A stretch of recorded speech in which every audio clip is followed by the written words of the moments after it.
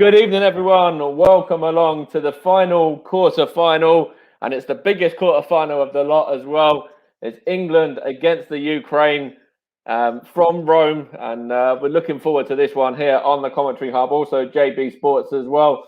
And this is what happened the last time that the two sides met in a major competition back in 2012 with England becoming victorious by 1-0 on that day. He's got in there. He probably wasn't as sharp as today, but he's done the job. He's the match winner. Yeah. Poor goalkeeper. I think he's fourth choice for there to. But again, you've got to be there to listen and fair play to win. The two deflections on the way to him. Yeah, but he deserves that little bit of luck sometimes.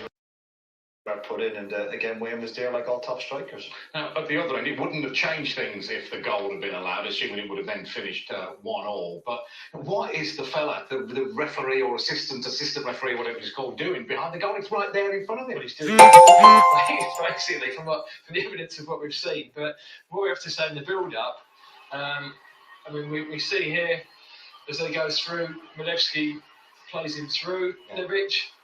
Great save actually by Joe Hart, and credit John Terry, because if he doesn't get back, but you'll see here, Milewski is actually offside.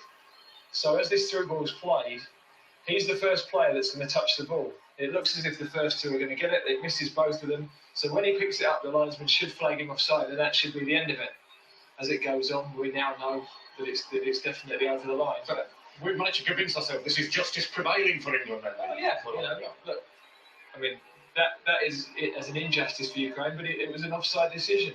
But that's a good centre-half play, never given up, Joe. Yeah, it's brilliant by John Terry, but, everyone needs luck. We've seen Spain-Croatia the other day, chances from Croatia, they cook out the trond. Even the best team need a little bit of luck, and, England have got a little bit of luck there. How we've seen these fifth officials. I've yet to see him make any kind of decision.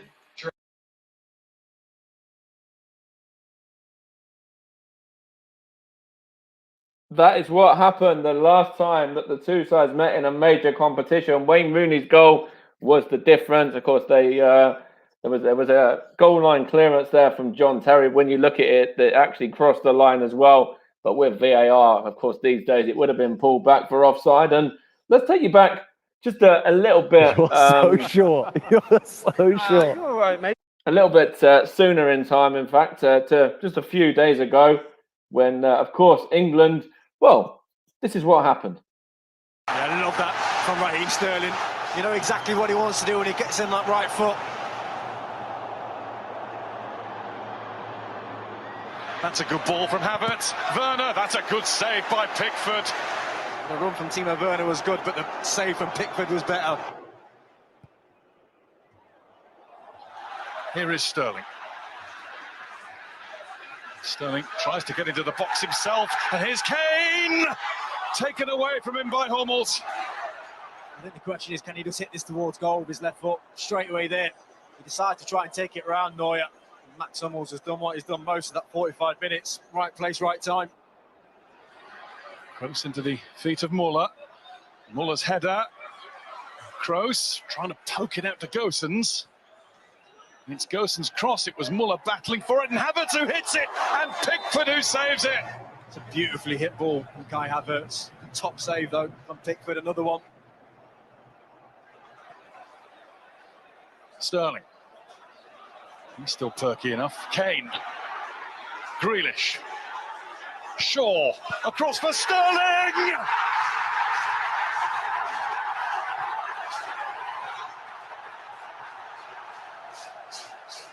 Oh, we haven't seen scenes like this in a football ground for a long, long time. He starts the move, Raheem Sterling. He's positive. He's direct. He drives at them, plays the ball into Harry Kane, continues his run. And that little bit of quality, the hold of the ball. And our main man, our top goal scorer in this tournament, Raheem Sterling, on home turf, puts us 1-0 up. Oof. There's an error, and Havertz is onto it, and he's got the run through the middle. It is Thomas Muller, England's nemesis, but not this time. That never used to happen, never ever. He had time on his hands to pick his spot, Thomas Muller. He just drags it wide. He can't get back to his feet. England press regardless with Shaw. And now Grealish. Grealish in! In comes the captain! 2-0 England! Harry Kane's championship has begun! This man's been waiting a lifetime to stick that one in the back of the net. And Jack Grealish, another assist. He wasn't going to miss that one that time, Harry Kane. It hadn't been his best game, but he's waited, and he's waited for that chance to come. And that feeling, well, it's what he's waited for a long, long time. Stones down, Henderson clear. Brilliant. And that is it. It's finally happened. England beat Germany at a major tournament. So that is what happened in England's last game. Of course, as for Ukraine, they were victorious with a last-minute extra time goal themselves against Sweden. I'm here with Kieran Riley and, of course, your match commentator, John Kane, as well. He'll be talking you through the action for today's game. And I'm going to come to you first, Kieran. Just looking ahead now to this game against the Ukraine. And, let's go back to Tuesday night a little bit. And how good was that, of course, to finally get one over on the Germans? It's been a long time coming, isn't it? Oh, it has definitely been a long time coming.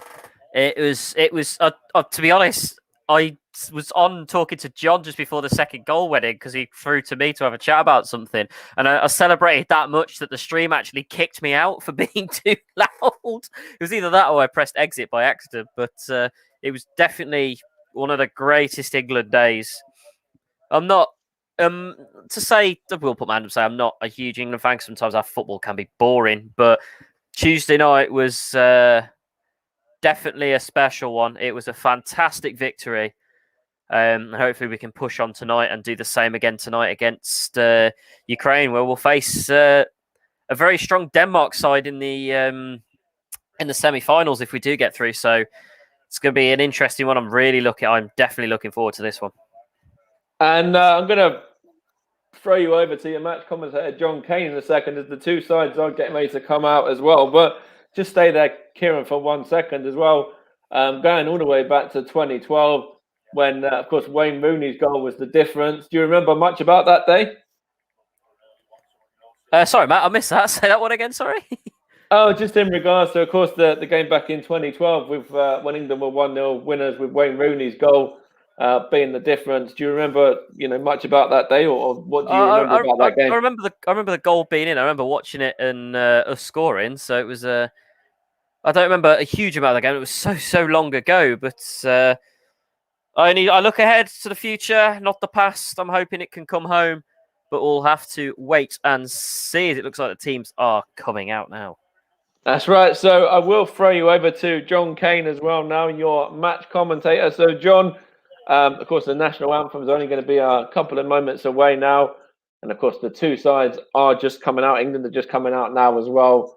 And the Ukraine have already entered onto the field of play. So over to you, John, as we're getting ready for the national anthems to kickstart. I think it'd be the Ukrainians a bit to kickstart us off. Thank you, chaps. So good evening, everyone. And here we have with England again, this time in the quarterfinals. And you're listening to John Kane, and with me will be Kieran Riley, and of course we had Mac Hardiman as well in the studio beforehand. England is going to try and overtake the Ukraine today, and they've got a big problems ahead of us. Now let's listen to the English national anthem.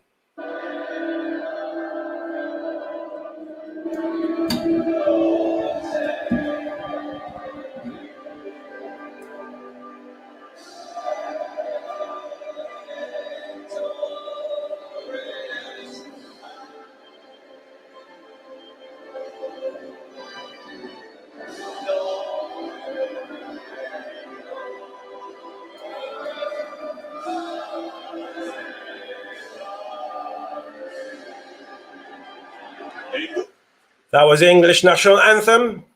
It could be followed shortly by the Ukrainian national anthem, and we are ready to listen to that as well.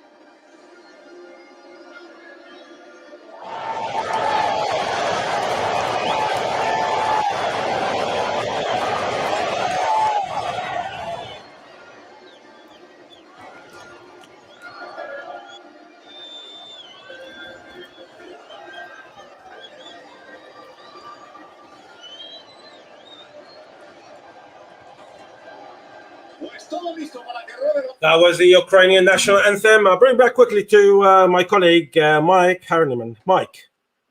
Okay, so this, of course, is a big game for both nations. So, of course, this is the final quarterfinal of the four as well.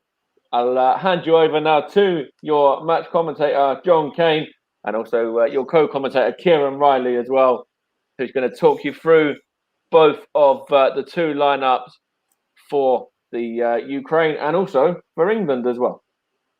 Thank you very much, Mike. And yes, the England lineup, it's Jordan Pickford in goal, Carl Walker, Stones, Maguire, and Luke Shaw in defence. In midfield is the usual partnership of Declan Rice and Calvin Phillips. Up front is the captain, Harry Kane, and just behind Harry Kane is Raheem Sterling, and then the new additions and the new faces in the tournament, Mason Mount and definitely Jadon Sancho. As for the Ukraine, we've got Buscan in goal, Zabarini, Christoph, and Matvienko in defense. In midfield, Alexander Karavayev, Sindrikov, Zichenko, and Mikalenko. And in midfield, also we got Mikhailo Shaparenko, who's playing behind Yarmolenko and Yaremchuk. Now, of course, we are familiar with some of the names, and definitely with the names of Zinchenko, who's been marvelous this tournament. He has absolutely been great for the Ukrainian team. And of course, we know of Yarmolenko, the guy who is currently at West Ham, but his future hasn't been decided yet. Kieran, quickly, your prediction for the game.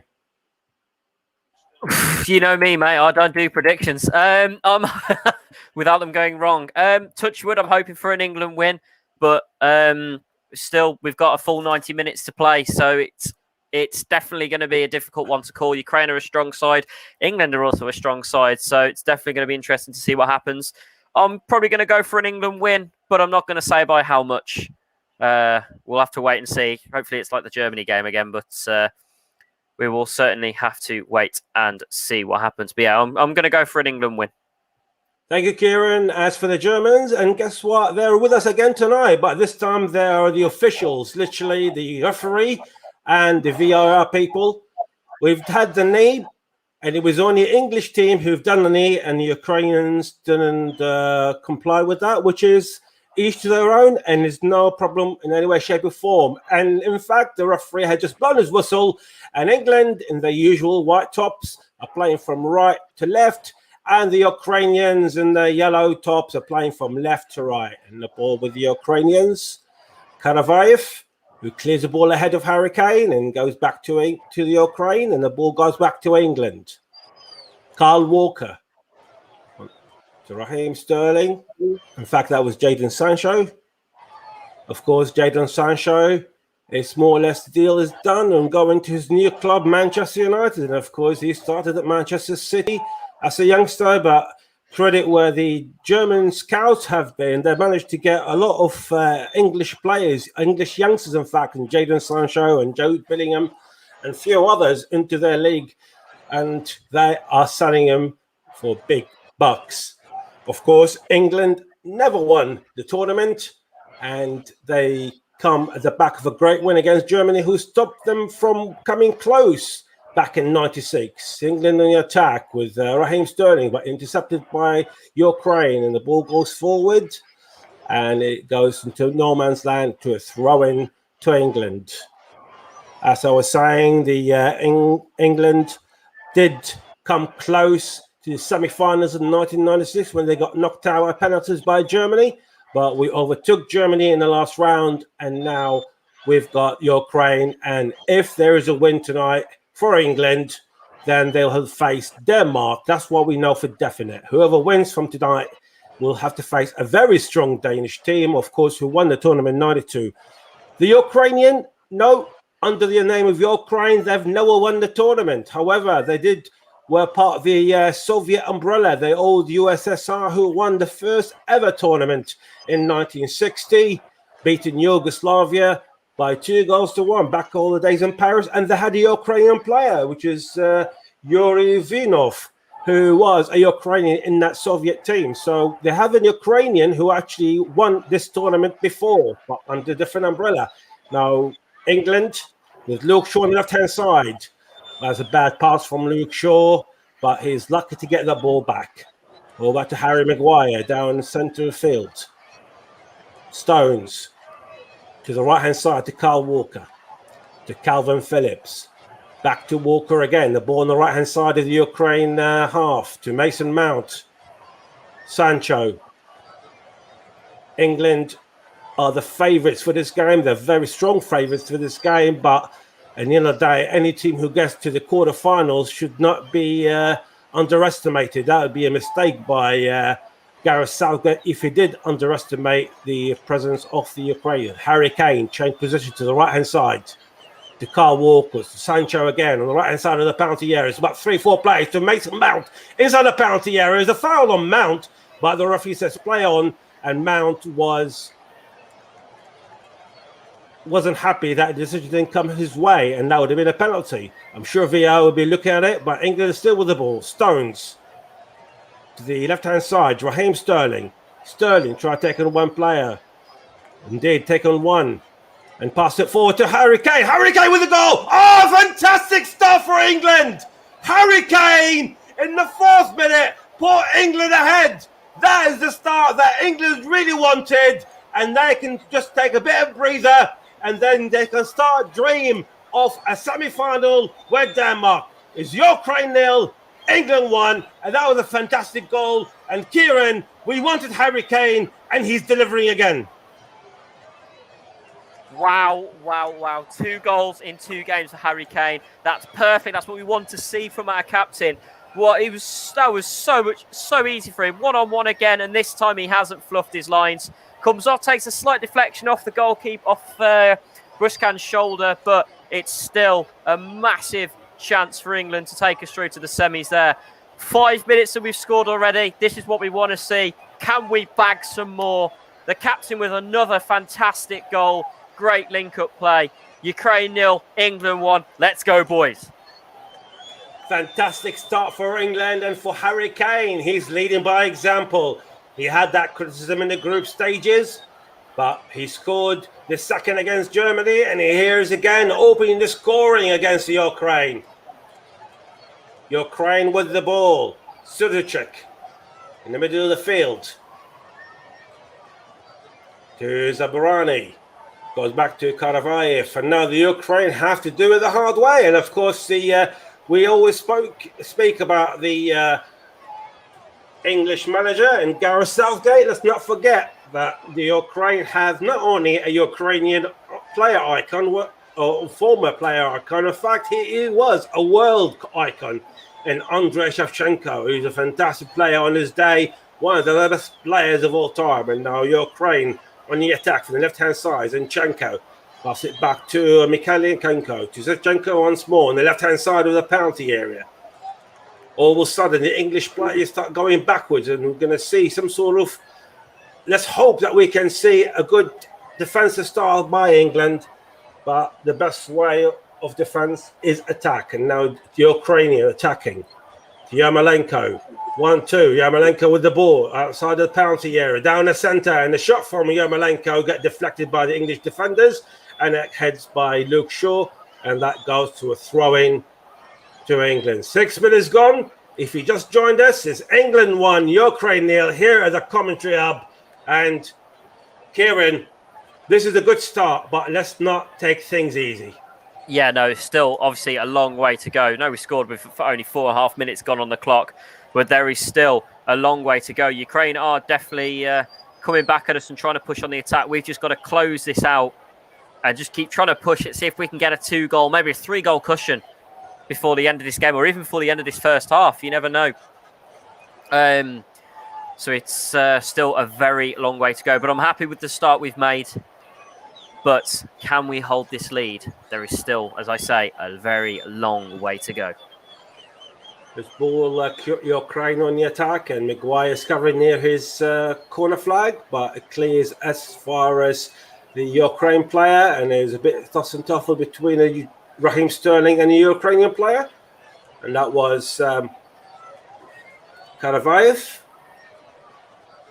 And in fact, yes, it was Karabayev, and there's a foul for the Ukrainians in the middle of the English half on the right-hand side.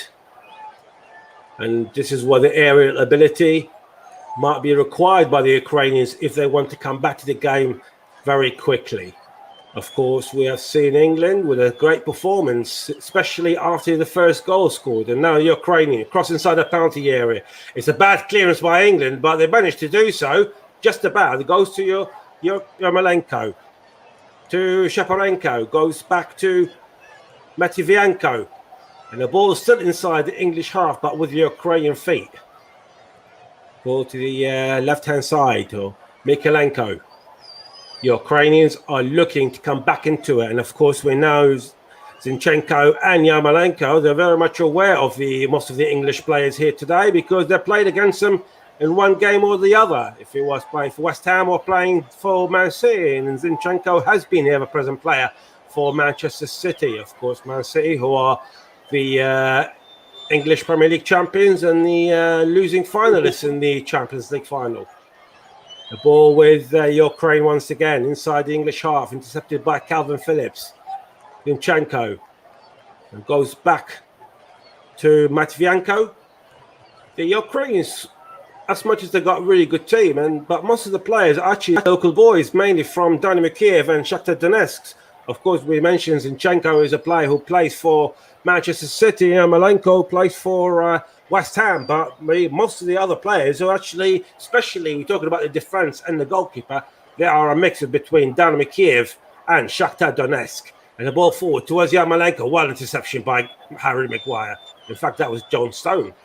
I do apologise. The ball's go back again. It was a bad clearance by the English. Goes back to Ukraine. See, this is what we don't see, Kieran. We've seen a couple of bad passes already from England, and we don't want them to lose a bit of concentration. No, we certainly don't. But I'm just having a quick look at the 10-minute stats as we've gone, we're approaching the 10th minute.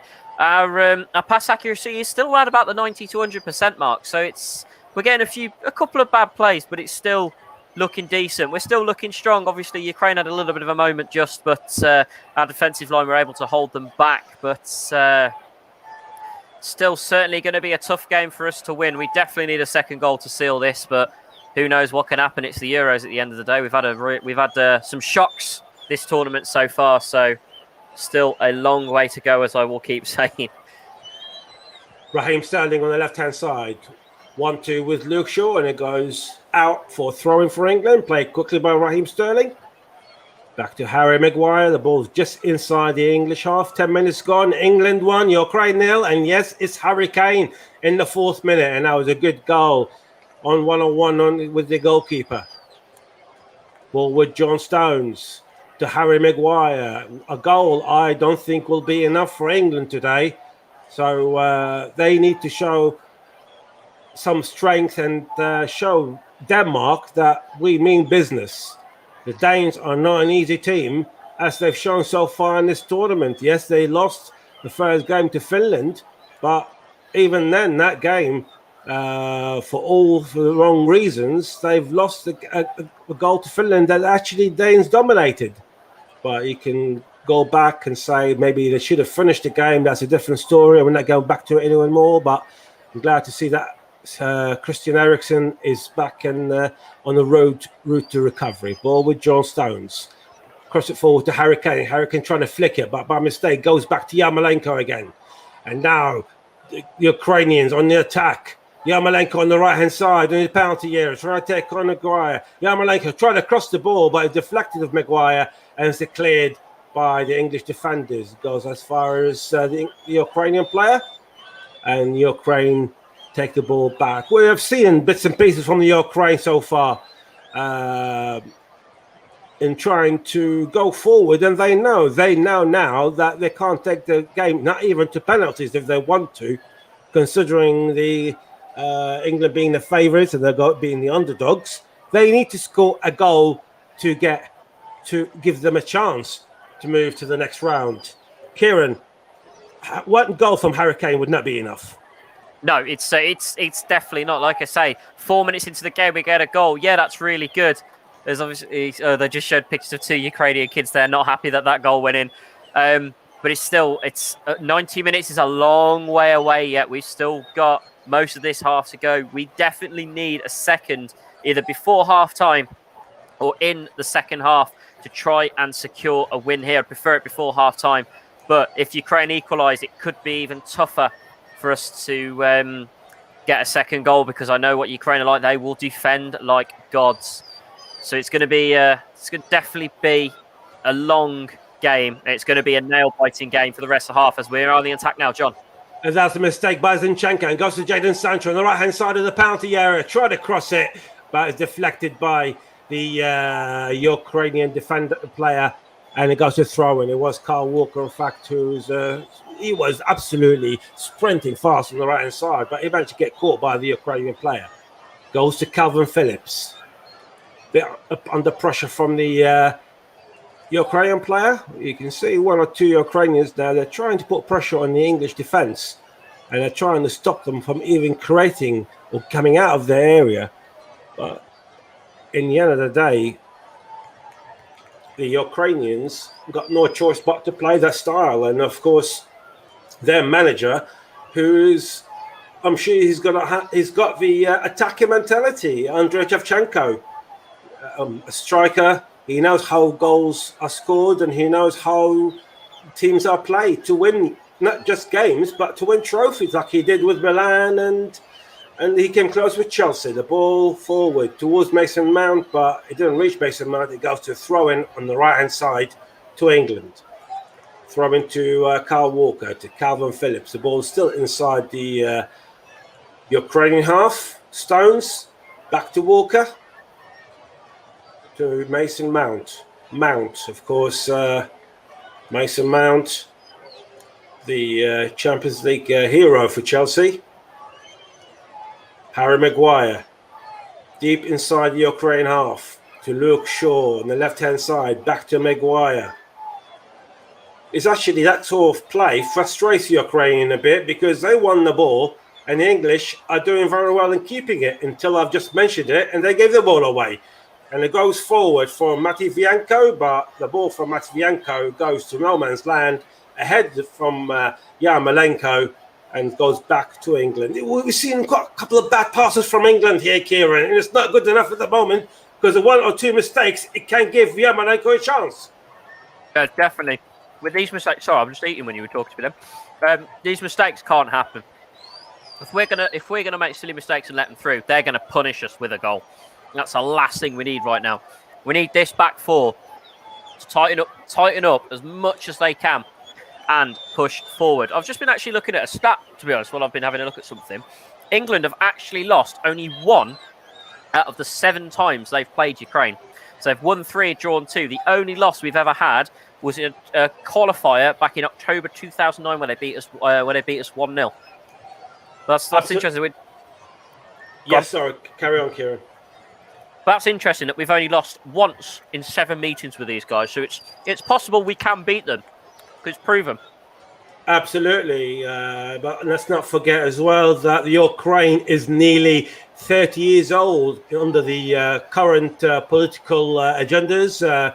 Their last independence they got was from the old Soviet Union on the 24th of August, 1991. So if the Ukraine managed to win this tournament, there'll be great celebrations in Ukraine with their... And that's a mistake. That's a mistake by England again. That's what we're talking about. And the ball goes to Yaremchuk, and it's a shot for Yaremchuk. That's a good save by Pickford. That's another careless pass by England, Kieran.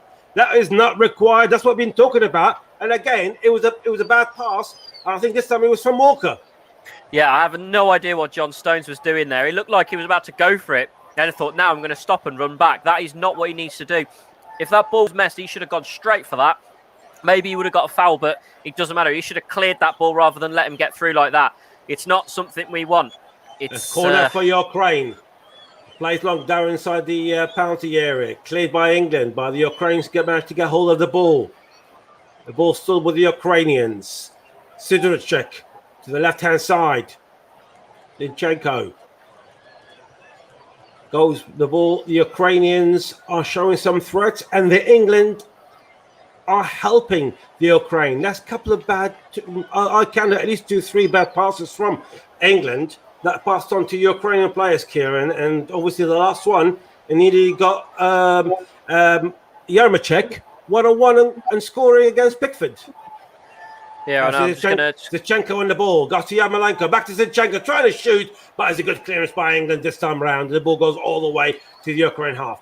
They are a threat on the Ukraine at the moment. Yeah, they've definitely, in the last 5 or 10 minutes, they've definitely noticed that we might be getting a little bit too cocky here, and I possibly can see why they're doing that. We're trying to push the ball forward as much as we can. Our defence is falling apart slightly. You think 1-0 up is a big enough cushion, but it's really not. They should not be making mistakes like this when we're trying to hold out for a win or even go and get some more goals. Our defence need to keep their shape. They need to tighten back up. I mean, that back three we played against Germany, they worked brilliantly, apart from that one mess up from Sterling when Neuer got through. But they made very little mistakes. But it seems this back four have made quite a few mistakes this half, and it's not something we want to be seeing, especially this late in the tournament. Of course, the Ukrainians are playing with 3 at the back, and we've got 2 wing backs as well. So it's a very similar formation, with only the exception that forward they've got 2 instead of 1 and Harry Kane. We've got Ukrainian players injured, and the Ukrainians kicked the ball out. I think there was a bit of frustration by some of the Ukrainian players because England had the ball while Matvienko was on the ground. And when they managed to get the ball, they kicked the ball out. And we've got injury to Matvienko and, of course, Wisham recovery. But so far, it may be, Kieran, that scoring that goal early on is probably might work in a disadvantaged kind of way against England if they play the way they did now. And that is, like you said, mentioned it, possible way, being cocky and giving the ball away 2 or 3 times already. Yeah, it certainly can, to be honest with you, John, because if you score early, you think, yeah, we scored early, let's crack on. But then you think you might get the players start to get cocky and are like, yeah, 1-0, look, come bring it. And then they make silly little mistakes like they've just done, like they did earlier on in the game where they nearly got through again. It's they need to stop being cocky and actually play the game. It's still, yeah, we're 1-0 up, but that's not enough. We're only 19 minutes 20 minutes now into the first half. There's still another 25 minutes to go, plus another 45. So it's you definitely need to buckle their ideas up and start either playing the game or scoring some goals. Absolutely. And like we mentioned, that the Ukraine are playing with 2 forwards here at the moment. More or less, Yarmolenko is playing up front for Ukraine besides Yaremchuk. Yaremchuk have already scored 10 goals for Ukraine, and of course he plays for Ghent in Belgium, so he knows all about westernized football, shall we say. So he's more aware of where the goal is. So let's not underestimate the Ukrainians in this early stage of the game. It's 20 minutes gone so far, and England won, Ukraine 0. But I tell you what, the Ukrainians are not an easy target at the moment, and England need to be very, very careful with this 2 or 3 back passes, and one of them nearly let Yaremchuk score going, but his shot was saved by Jordan Pickford, who had a very good tournament so far. Jordan Pickford, I must say, he had a very good tournament. Of course, clean sheets all round for England, which is fantastic. And of course, a clean sheet is very, very good thing to have, because it just shows how defensive-minded you are. And of course, now we got Harry Kane back after being gone missing in the first 3 games in the group stages. Goal against Germany, a goal here early on against the Ukraine. And Jadon Sancho with the ball, and then can England start another attack? And it's a bad pass by Calvin Phillips, but still go back to England. And Sancho back to Raheem Sterling inside the penalty area on the left-hand side to Luke Shaw, across it down, across, but it's to no man's land, goes to Zinchenko, and it's cleared by the Ukrainian defender, and it goes to a throw-in. Oh, in fact, England managed to keep hold of the ball. The ball still with Kyle Walker. That was a good play by England, but the cross from Luke Shaw went to behind the 2 strikers of the moment. England start again. Jadon Sancho tried taking one player down the centre, but he couldn't do so. Go back to Ukraine. Zinchenko surrounded by 2-3 players and being pressurised by the 3 English players, and it goes back to Karabayev. Karabayev on the right-hand side, but Karabayev a bit careless there. And in fact, it was a foul for the Ukraine on Luke Shaw, and it's a free kick for the Ukraine. Ukraine, like we said, is nearly 30 years old as a country, getting its independence from the old Soviet Union. They'll be celebrating their Independence Day 30 years anniversary on the 24th of August. So what a way to mark that if they manage to overtake England and go and beat the Danes and get to the final. But at the moment, it's England who are taking the lead, and let's hope England who will go through and win this tournament. The Ukrainians just gone inside the English half, but Yarmolenko can control the ball, and it goes all the way back to Pickford, who hoofs it forward. And it's been met by the header of the Ukrainian defender. It goes to Calvin Phillips. Good control from Calvin. And it goes back to ever-present Jordan Pickford. England 1-0 up. Harry Kane in the 4th minute. But why I think, and my co-commentator Kieran Riley mentions, we need another goal to give us a bit of a stability on the team, because a bit of a cushion, especially coming to half-time. We want to be 2-0 up. It would just make things easier for the players, for Southgate. And of course, it was a bit of a lack of fans coming into Rome today as well, with the restrictions that Italians impose on the English. I believe it is a 10-day quarantine. So anyone who was arriving in the last 10 days, it's going to be difficult for them to enter the ground. And they were threatened by the Italians by fines and expulsion from Italy. But I'm sure there is a bit of a contingent by English fans who already reside in Italy.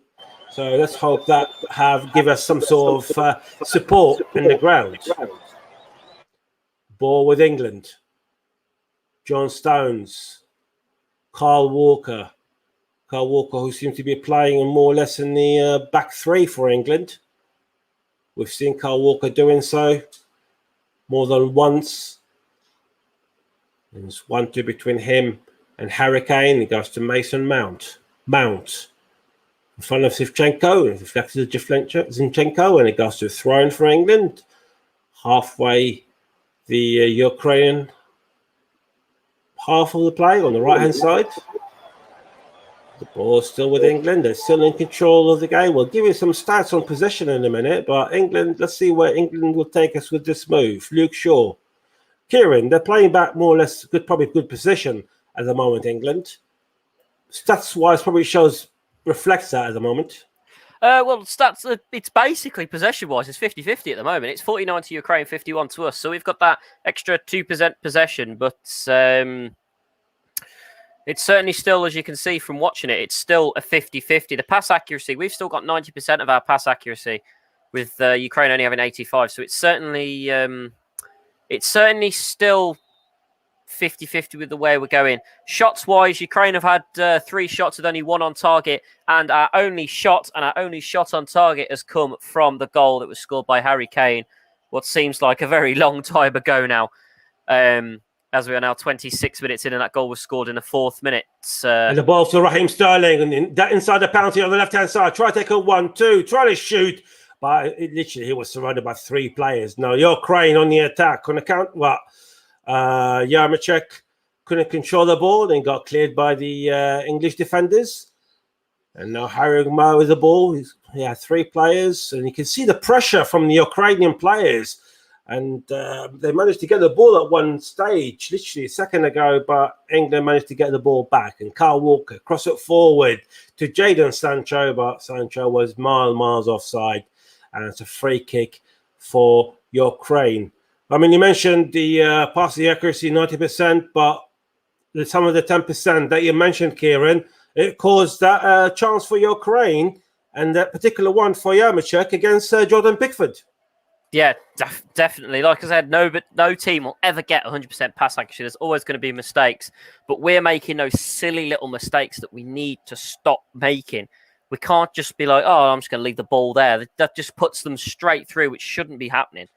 It's something when you'd like to run on that pitch and slap them all and go, come on, guys, get your act together. Let's tighten this up. But who says watching England's not stressful, eh? It's definitely very stressful, but I can tell you something, Kieran, being a Spurs fan, watching Spurs is even more stressful. Anyway, the ball goes back intercepted by England towards Raheem Sterling. That's a great turn from Raheem on the left-hand side of the penalty area. Try to take him 2 players. Pass it back to Luke Shaw, still on the left-hand side of the penalty area. Back to Raheem. What can Raheem do? He's surrounded, and in fact, he has been clipped, and it's a foul for England from a dangerous position. This is a good position on the left-hand side of the penalty area. We're talking about probably about 7-8 yards away. It's a good position, and probably it's good aerial ability to be tested by England from Maguire, Stones, and Kane, Kieran. Yeah, it's definitely a free kick close to the edge that you want. Let's get Kane, Sterling, let's get them all in the box, and let's see if we can get this off the head like we did last time. But we'll have to wait and see as who's stepping up to take that. Well, it's a free kick for England. We got Luke Shaw. It looks like he's the one who's going to be stepping up to take the ball. And he crosses it inside the 6-yard area. And a header from Kane.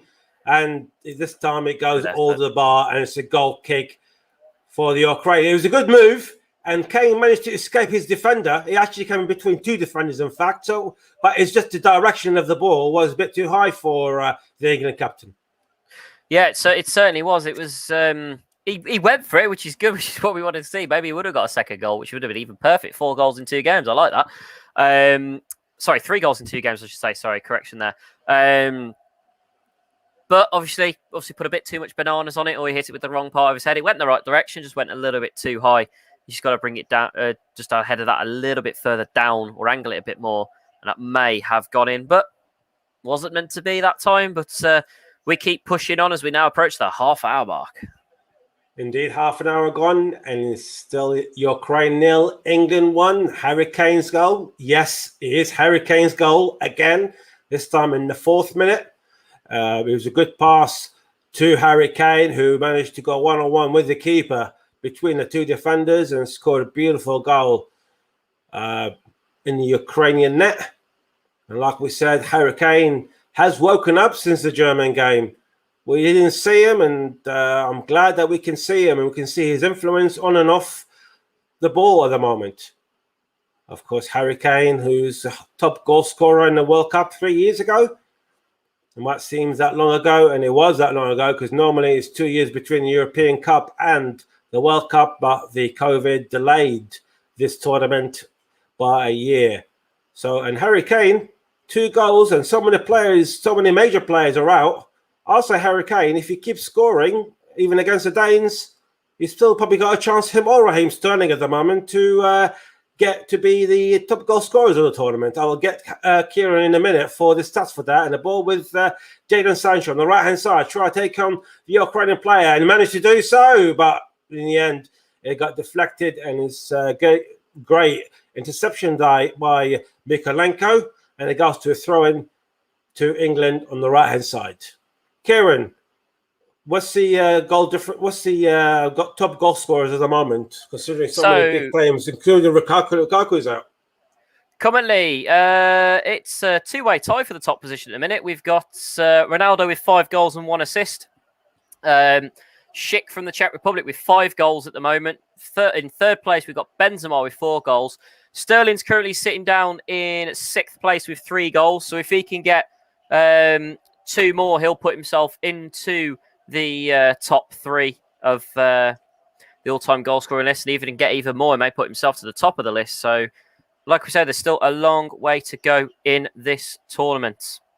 Absolutely, and that's it's a bad clearance by the Ukrainians, and Mykolenko managed to save the day for Ukraine. It was literally it was a bit of a messy game, but for the Ukraine now, England again on the attack on the right hand side, makes a mountain back to Sancho, down the centre to Kyle Walker, back to the right hand side of the penalty area, trying to pass it to Walker, goes to Mount crossed it inside the 6 yard, but it was deflected by the Ukraine defender just ahead of Harry Kane. And now it goes again back to Luke Shaw, to the left-hand side, to Raheem Sterling. Raheem trying to take on the Ukraine defender, managed to do so, managed to turn around, inside, pass it on inside the 6 yard, and there's no one there. And it goes to Stones, and the shot is fantastic save. It is a great shot. And another shot got deflected. And now it's all England now is get cleared. That was a great shot by Declan Rice, I believe. But it was a fantastic save by Bruce Khan, wasn't it, Kieran?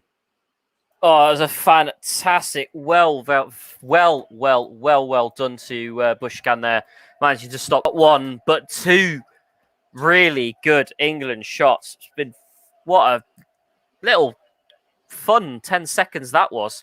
It was about, we had 3 or 4, I think we had about 3 or 4 attempts there, but none of them managed to get through, which is a shame. Just watching a replay of this again, look at that, double-handed, nice little push as he drops back. And obviously Southgate was thinking, oh, that was going to go in, but he was like, oh, good save. And look at that from the England fans that are from Italy. Of course, George Bushkan, the Dynamo Kiev player. And of course, Dynamo Kiev, one of the most famous clubs in the world. I mean, don't let you get fooled by Ukraine being one of the lower football teams in the world, or especially in European football. Dynamo Kiev had loads of famous players playing for them. And I remember Oleg Blokhin, one of the best players, European Player of the Year, World Player of the Year.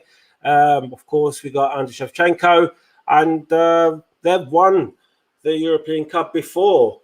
And I'm sure I'm that old to remember that, unfortunately, but some of us have to be old to remember that Dynamo Kiev were once European champions. But of course, that was under the umbrella of the old Soviet Union at the time. Of course, football has changed. The Soviet Union, like we mentioned, they have won the first ever tournament by beating Yugoslavia, and they had one Ukrainian player. So the Ukrainians, more or less, they can say that they actually won this tournament before. England, like we mentioned earlier, they came close in '96. Back home in London, in Wembley, and then they couldn't manage to do so and overtake the German machine on that day, and they lost the penalties. But let's hope this time round it does come home to England.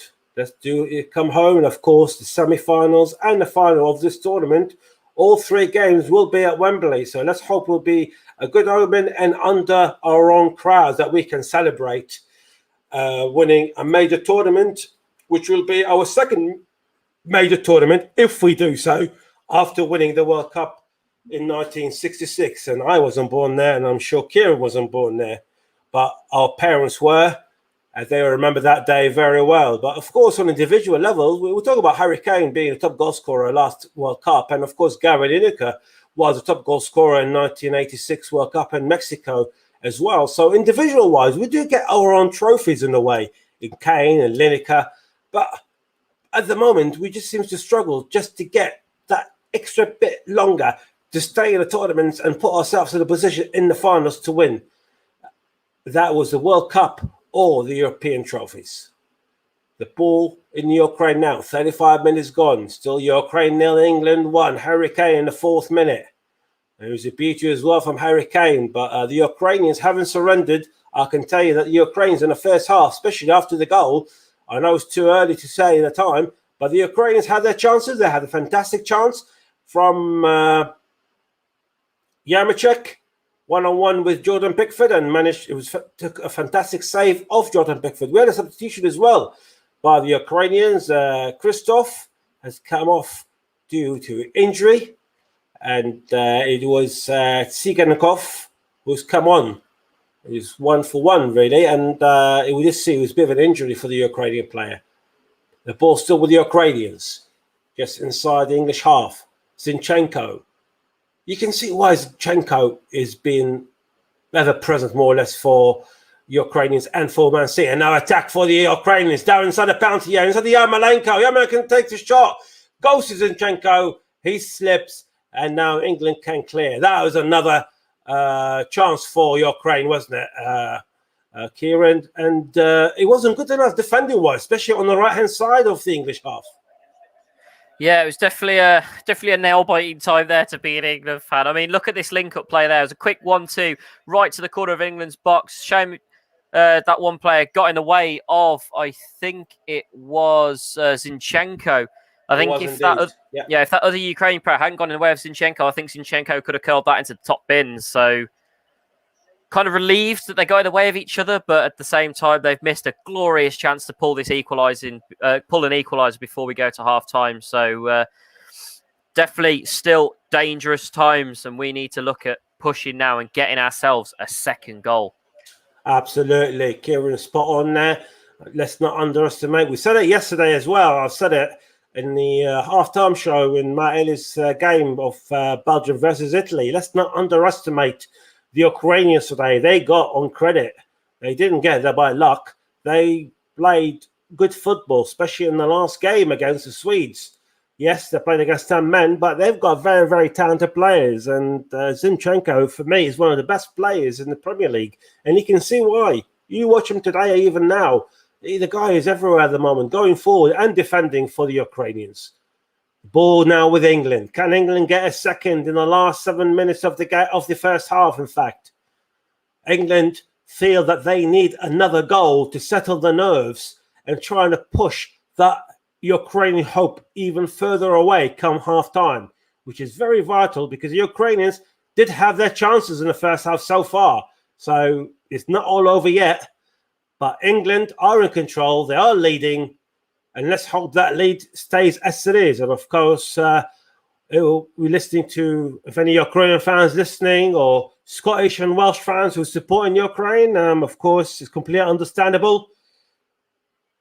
But as we hear, we are supporting the local teams. We just support the Scots, the Welsh, and now the English, who are the last team left from the United Kingdom. Sterling, great pass to Luke Shaw. Luke Shaw trying to pass to Sancho. Sancho shoots! But straight at the keeper. It was a fantastic chance for England, and it goes begging, and it wasn't offside in the end. But still, the shot from Jadon Sancho from just on the edge of the penalty area. In fact, he wasn't offside. Looking at the replay, Luke Shaw was not offside, but the shot from Jadon Sancho was straight at the keeper, wasn't it, Kieran? Yeah, it was a fantastic little effort. I don't even know how to call that. I think that was very, very marginal. It could have been his little finger that's offside. I mean, if you've seen the VARs in the Premier League, they're giving you like a toenail offside. So it was a shame. If that had gone in, that would have been a really good goal. Obviously, that would have gone to VAR to double check that was offside. But for me, it was very, very marginal. A very, very tight call. That's difficult to spot from a linesman, so I don't even know how he flagged that. Absolutely. It was very hard for us to check it, even with the replays here, to be fair, but spot on for the linesman. Of course, he didn't go in, and now the Ukraine on attack, and now they're going forward just inside the penalty area on the left-hand side, surrounded all of a sudden by 2-3 players. Go to Zinchenko, to Yarmolenko, to Bushkan, back again to Bushkan, inside the 6-yard area, trying to cross it inside the 6-yard area again, but it goes begging for the Ukraine again, and this time the English defence are for it again to clear that ball for a corner kick, another corner kick for the Ukraine. And what is going on? They start to find the holes in the English defence, Kieran. Yeah, they are definitely finding these holes. It's not good. Especially stressful. Yarmachek has been very good in doing so. Anyway, just breathe quickly. It clears by Luke Shaw, and there's a foul for England. We've got 5 minutes left to go. And sorry, Kieran, I'll come back to you now. Especially Yarmachek, he's been very, very handful for the English defence, and they need to put a stop for him. It's not the first time he came in and caused problems for the English defence. I know. I've said it before. I'll say it again. Bring Connor Cody on. He'll keep that back line in line. But obviously, Southgate has his favourites. He's really causing us some problems, Yarmolenko, which I think is going to definitely be some danger in the second half. But Yarmachek, you mean? Sorry. Yarmachek, sorry. I want us to hold this out now till the end of the first half and come out the second half fighting again like we did against Germany. Maybe maybe make a couple of substitutions to bring like Jack Grealish on just to change the game. I mean, look what he did against Germany. Could he do it again here? But it's nail biting stuff, isn't it? No one wants to be an England fan tonight. 3 minutes to go at half time plus stoppage time. Is England 1, Ukraine 0. Harry Kane in the 4th minute, his second goal of the tournament. And now the Ukrainians, they have shown so many times that they are a dangerous team more than once. And I'm very impressed with Yarmachek, with his physical presence especially. He's been very good and his passing skills have been brilliant, to be fair, going forward. It's just... And managed to catch the English defence more than once in the first half. But that is something that Gareth Southgate needs to point out to his defenders, is to be aware of that guy. That Dan McKeer player is the Gam player is actually very, very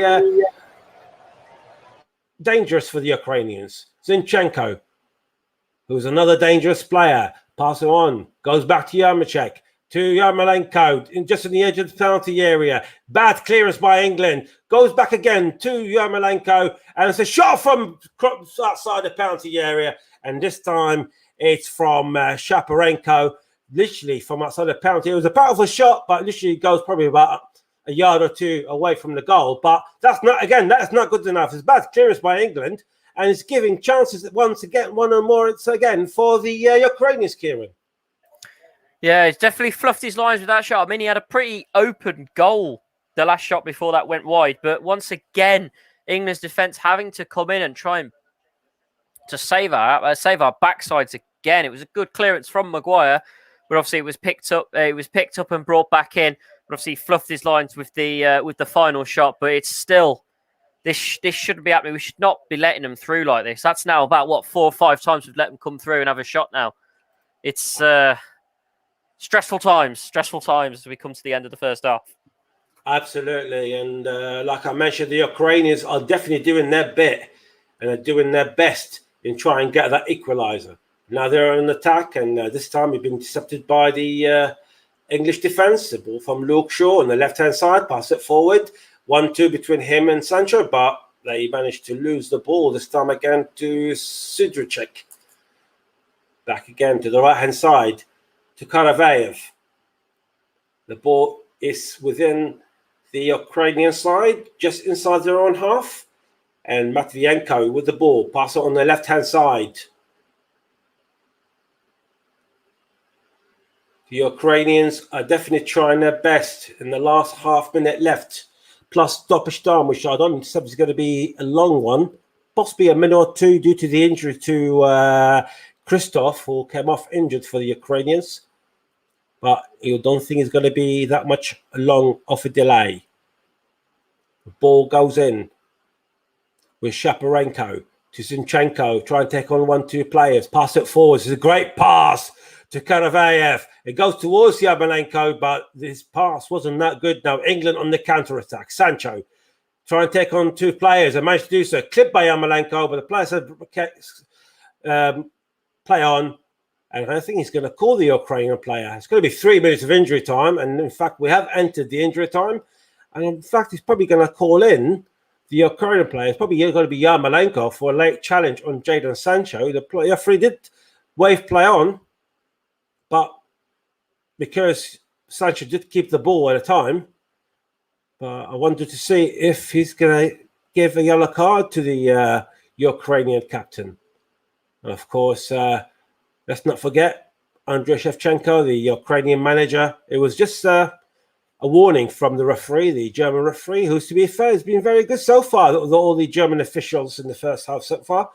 We can't criticise the officials for today's game till now, obviously. The ball goes to Luke Shaw on the left-hand side, down the centre,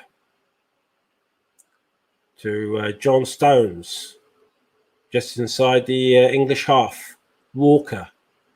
We've seen a few careless moments from England. And now Raheem Sterling on the right-hand side is sprinting forward, goes inside the penalty area, but this time it deflected with the Ukrainian defenders, and it goes to a corner for England. And possibly it's going to be the last chance for England trying to double their lead through this corner. And it would be a great cushion if England managed to do so and score a goal before half-time, Kieran. Yeah, if we could get this 2-goal coach. In fact, it's a goal kick, not a corner. I thought it was a corner even on the replay, but obviously the referee has changed his mind on that and give it as a free goal kick for the Ukraine. Well, we've got what have we got? About a minute. We've got a minute left, so maybe we can get a second. But I'll be happy to take this 1-0 lead into half time and go from there. But still going to be a tough one to try and hold the win for. Declan Rice to Luke Shaw on the left-hand side, back to Rice, to Sancho. We've seen quite a lot of Sancho as well in the first half. So obviously just coming in, it's the first game, I believe, that he actually started right from the start, Jadon Sancho. And of course, all that talks about him going to Man United, what looks like it's a done deal at the moment, leaving Borussia Dortmund. There's a foul for England against for Harry Maguire, and it's a bit of friction here, I think, between Maguire and Yarmolenko. It is a push, it is a foul for England, and Yarmolenko looks like he's trying to shake Maguire's hand, and I think it's a bit arrogant for Maguire not shaking his hand back, to be honest, Kieran. Well, you know what Maguire's like. He's a bit of a salty player. If someone takes him down, he's not the best at forgiving them, but he could have done a little hand tap, but it's an awkward one for him. I think he should have shown a little bit more sportsmanship. Absolutely, we need football. We need to win. We need our teams to win. And in fact, the referee is probably a few seconds away. In fact, he has blown his whistle for the end of the first half. And guess what? It's England 1, Ukraine 0. Harry Kane in the 4th minute. We had chances both ends, so there's still game on for both teams, for England and for the Ukraine. And we're back soon for the second half. It's England 1, Ukraine 0, and now back with Mike Harriman, Kieran Riley, and Ross Vernon. Thank you very much, John, for that excellent first half coverage as well, and also for your part in that, Kieran, as well. Harry Maguire there coming off the pitch is still in sort of deep discussion with Yarmolenko there, showing a little bit of frustration there with the West Ham man. And we'll touch on it pretty much straight away really now. I'll come to you, Kieran, as I don't know when Russ is going to be back, but he's not here at the moment anyway. England's first goal, what was it, 3 or 4 minutes on the clock, Harry Kane gave England the lead there. It was, I think Harry Kane there has kind of just continued on the back of getting his first goal in the tournament, of course, against the Germans last time out. And the confidence has, kind of continued on into this game, hasn't it, for the Tottenham striker? It certainly has. Obviously, he's been in a bit of a goal drought this tournament, with most of our goals coming from, obviously, Raheem Sterling. So for him to now get 2 goals in 2 games, that's got to give him a boost to get a few more. I mean, look at the expression on his face when that when that goal went in at the start of the game. He was absolutely ecstatic with himself. Maybe he's found his form. Maybe after the Germany game, a switch has flicked in his brain. He thought, oh, hang on, I could score a few goals here. And he's decided, I'll come out and score. And look what he's done. 4 minutes into the game, and we go and score our first goal of our quarter-final game. So it's good to see him sort of back scoring, I think. I suppose he has got a point to prove if he's to leave Spurs before the start of the season. Absolutely. And of course, Russ is back with us now as well, and of course Harry Kane's goal is the difference at half time. But England have had their chances to double that. Of course, Declan Rice had an effort that was straight down the nose of the goalkeeper in the end, who parried that one. But in terms of England, you wouldn't have asked for a better start, would you? No, you wouldn't, Mike. It's been a fantastic start from England. Good goal as well from Harry Kane. But all that goal all came from the work of Raheem Sterling, the way he took him past that player and then played that great ball through. You can clearly see Kane is clearly onside. Fantastic goal. And England, we've had its chances to get back in it, but excuse me, but since Ukraine have made that substitution and made that change with Tsankov coming on, which for the injured player, it has forced Ukraine have seemed to be playing better now. They've gone to play 4 at the back, Mike, and I think we needed it to get to half time to make sure that we can get back into the game and get us set back, get us shape back, because we're not, for me in a minute, we're not being as tight as we were early on in the game, especially after we got that goal. But we need to get that back, and I think half time is coming at the right time for England. I couldn't agree more. I think there, and Ukraine have come into the game a little bit more. They've had a couple of opportunities themselves. Of course, Jordan Pickford made that really good save that was parried wide for a corner. And if you look at Harry Kane, he's now gone ahead of Wayne Rooney for the most England goals at a World Cup and a Euro tournament. He's 1 behind Alan Shearer and just 2 behind Gary Lineker as well. So that's great for the England captain there, isn't it? To have that in the back of his mind, I suppose, as well. Knowing the fact that if he can continue on the form from this first half, where he's obviously got a goal now, and from the Germany game as well, then if England are to go all the way and maybe go on and win the tournament, then Harry Kane might be breaking those sort of records as well. And it'd be great to see if that is the case for the Tottenham striker there. I'll come to you first, Kieran, on that one. Harry Kane, he does like breaking records, and he's not far away from another one now, is he? Well, he's certainly not. He obviously won't get the golden boot for this tournament, because I think that's probably going to go to, if he can bag a few more and if we get to the final, I reckon that'll go to Raheem Sterling. But obviously he's still got another 2 goals to be able to get up there with Cristiano Ronaldo, who sits on 5, who's currently the leading goal scorer, even though Portugal are out of the tournament and he's still on the way to win the golden boot at the moment.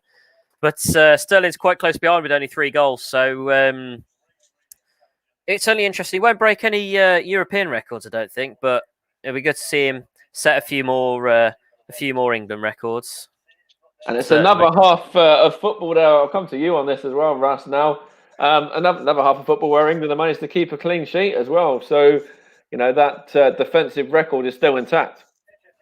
It is, Mike, and as I was saying, I was speaking to Kieran earlier before we went live for the other match, which Denmark won against Czech Republic. I was saying to Kieran that England are the only side to have not conceded in this tournament, and I think the key to that is Rice and Phillips in midfield. Yes, you can say they're both centre defensive midfielders, but the way this system plays and the way England plays, the vital part of that midfield, because you can see at one time Rice will get forward and Phillips will stay back, and vice versa.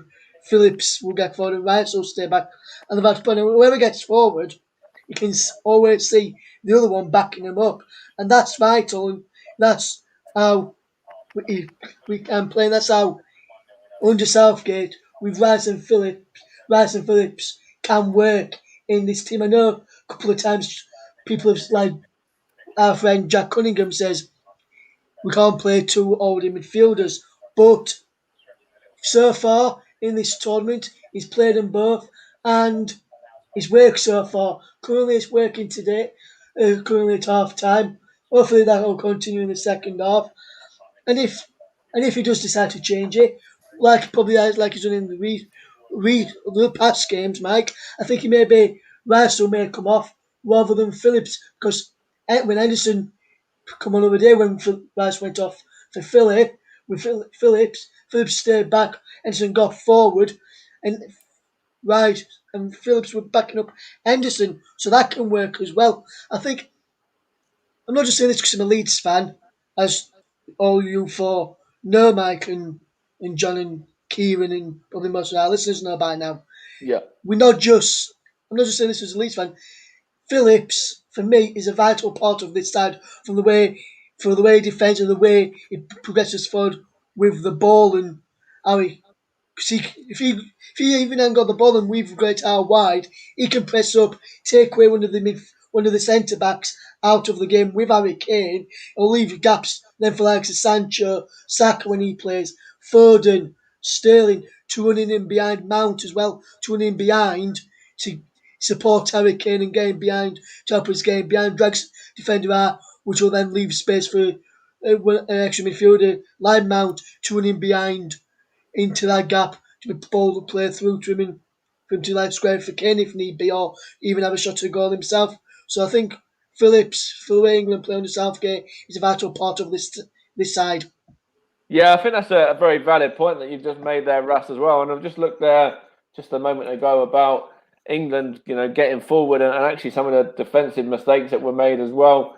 It does look like the Ukrainians are targeting that right-hand side where Kyle Walker is, and he's made, I think he was at fault for the opportunity for Ukraine, which Jordan Pickford had to turn wide of the post as well.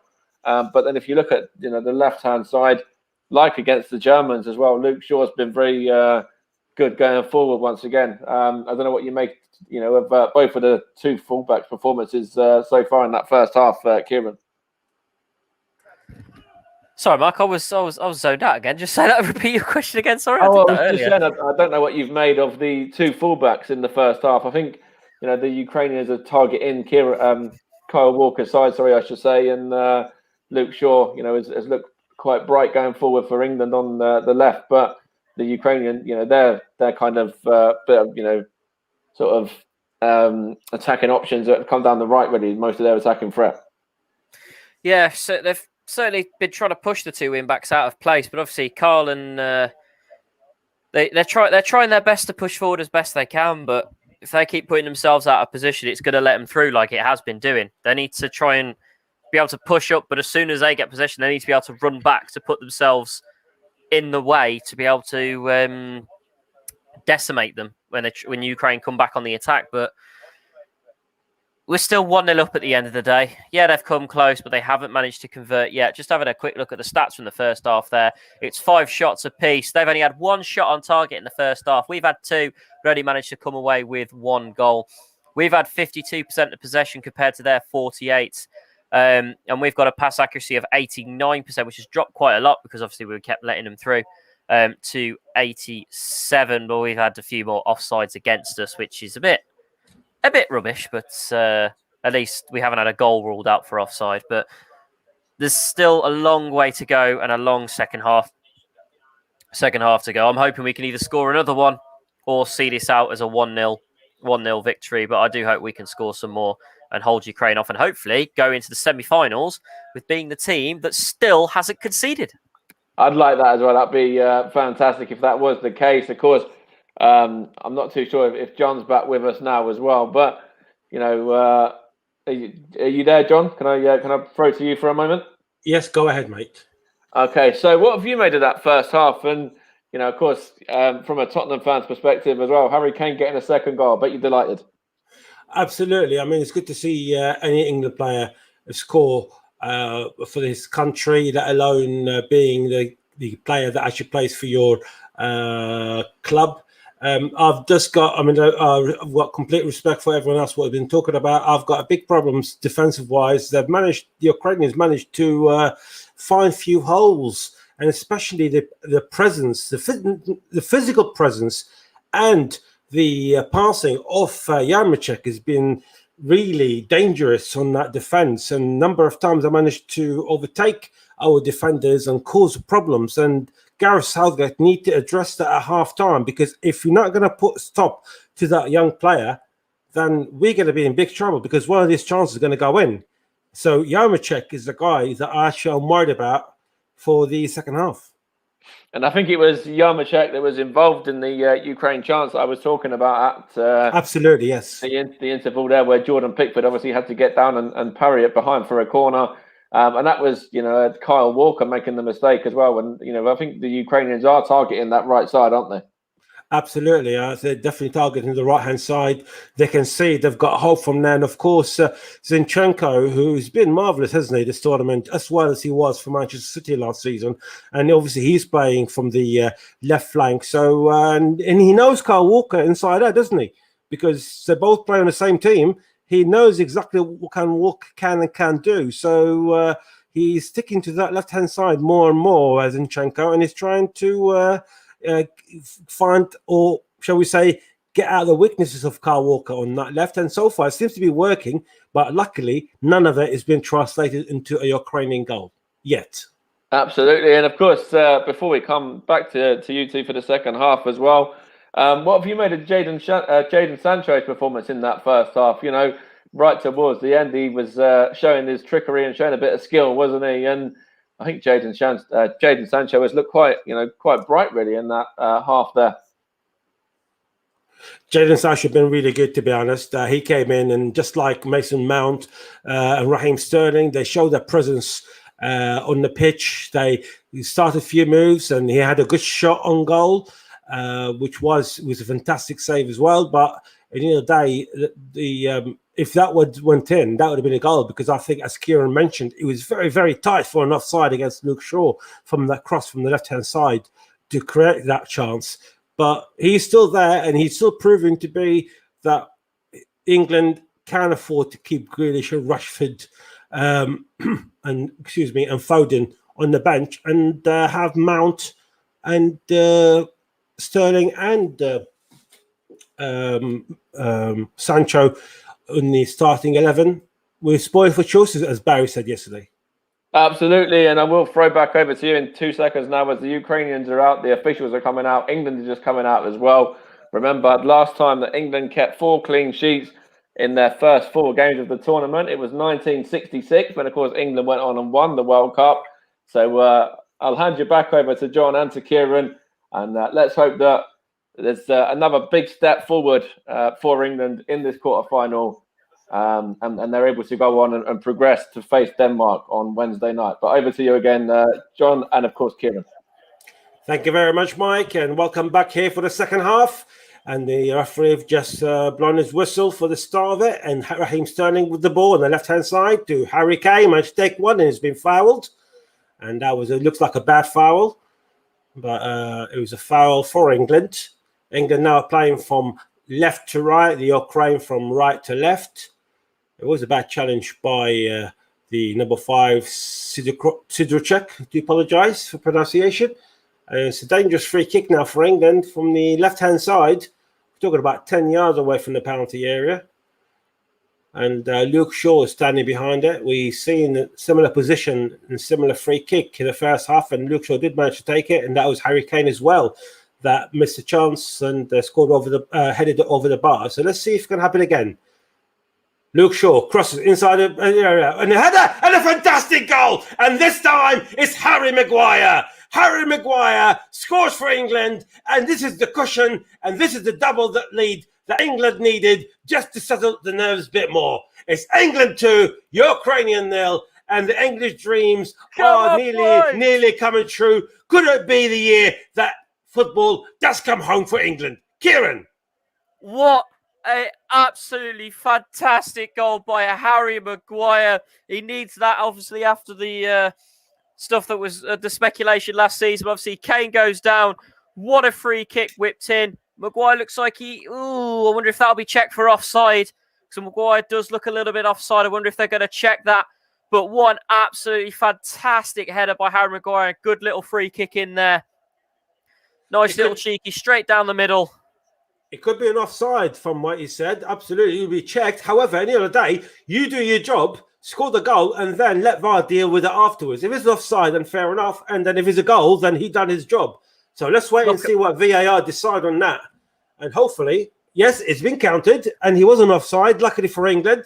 And now it's England 2, Ukraine 0. England started the second half how they started the first half, with a goal. In the first half with Harry Kane, and the second half with Harry Maguire. And I'm told you, Kieran, that's that free kick, just before that free kick was taken, there was a very similar position that we had in the first half, and that led to Harry Kane's header that went over the bar. But this time, it was spot on for Harry Maguire to score the second goal for England.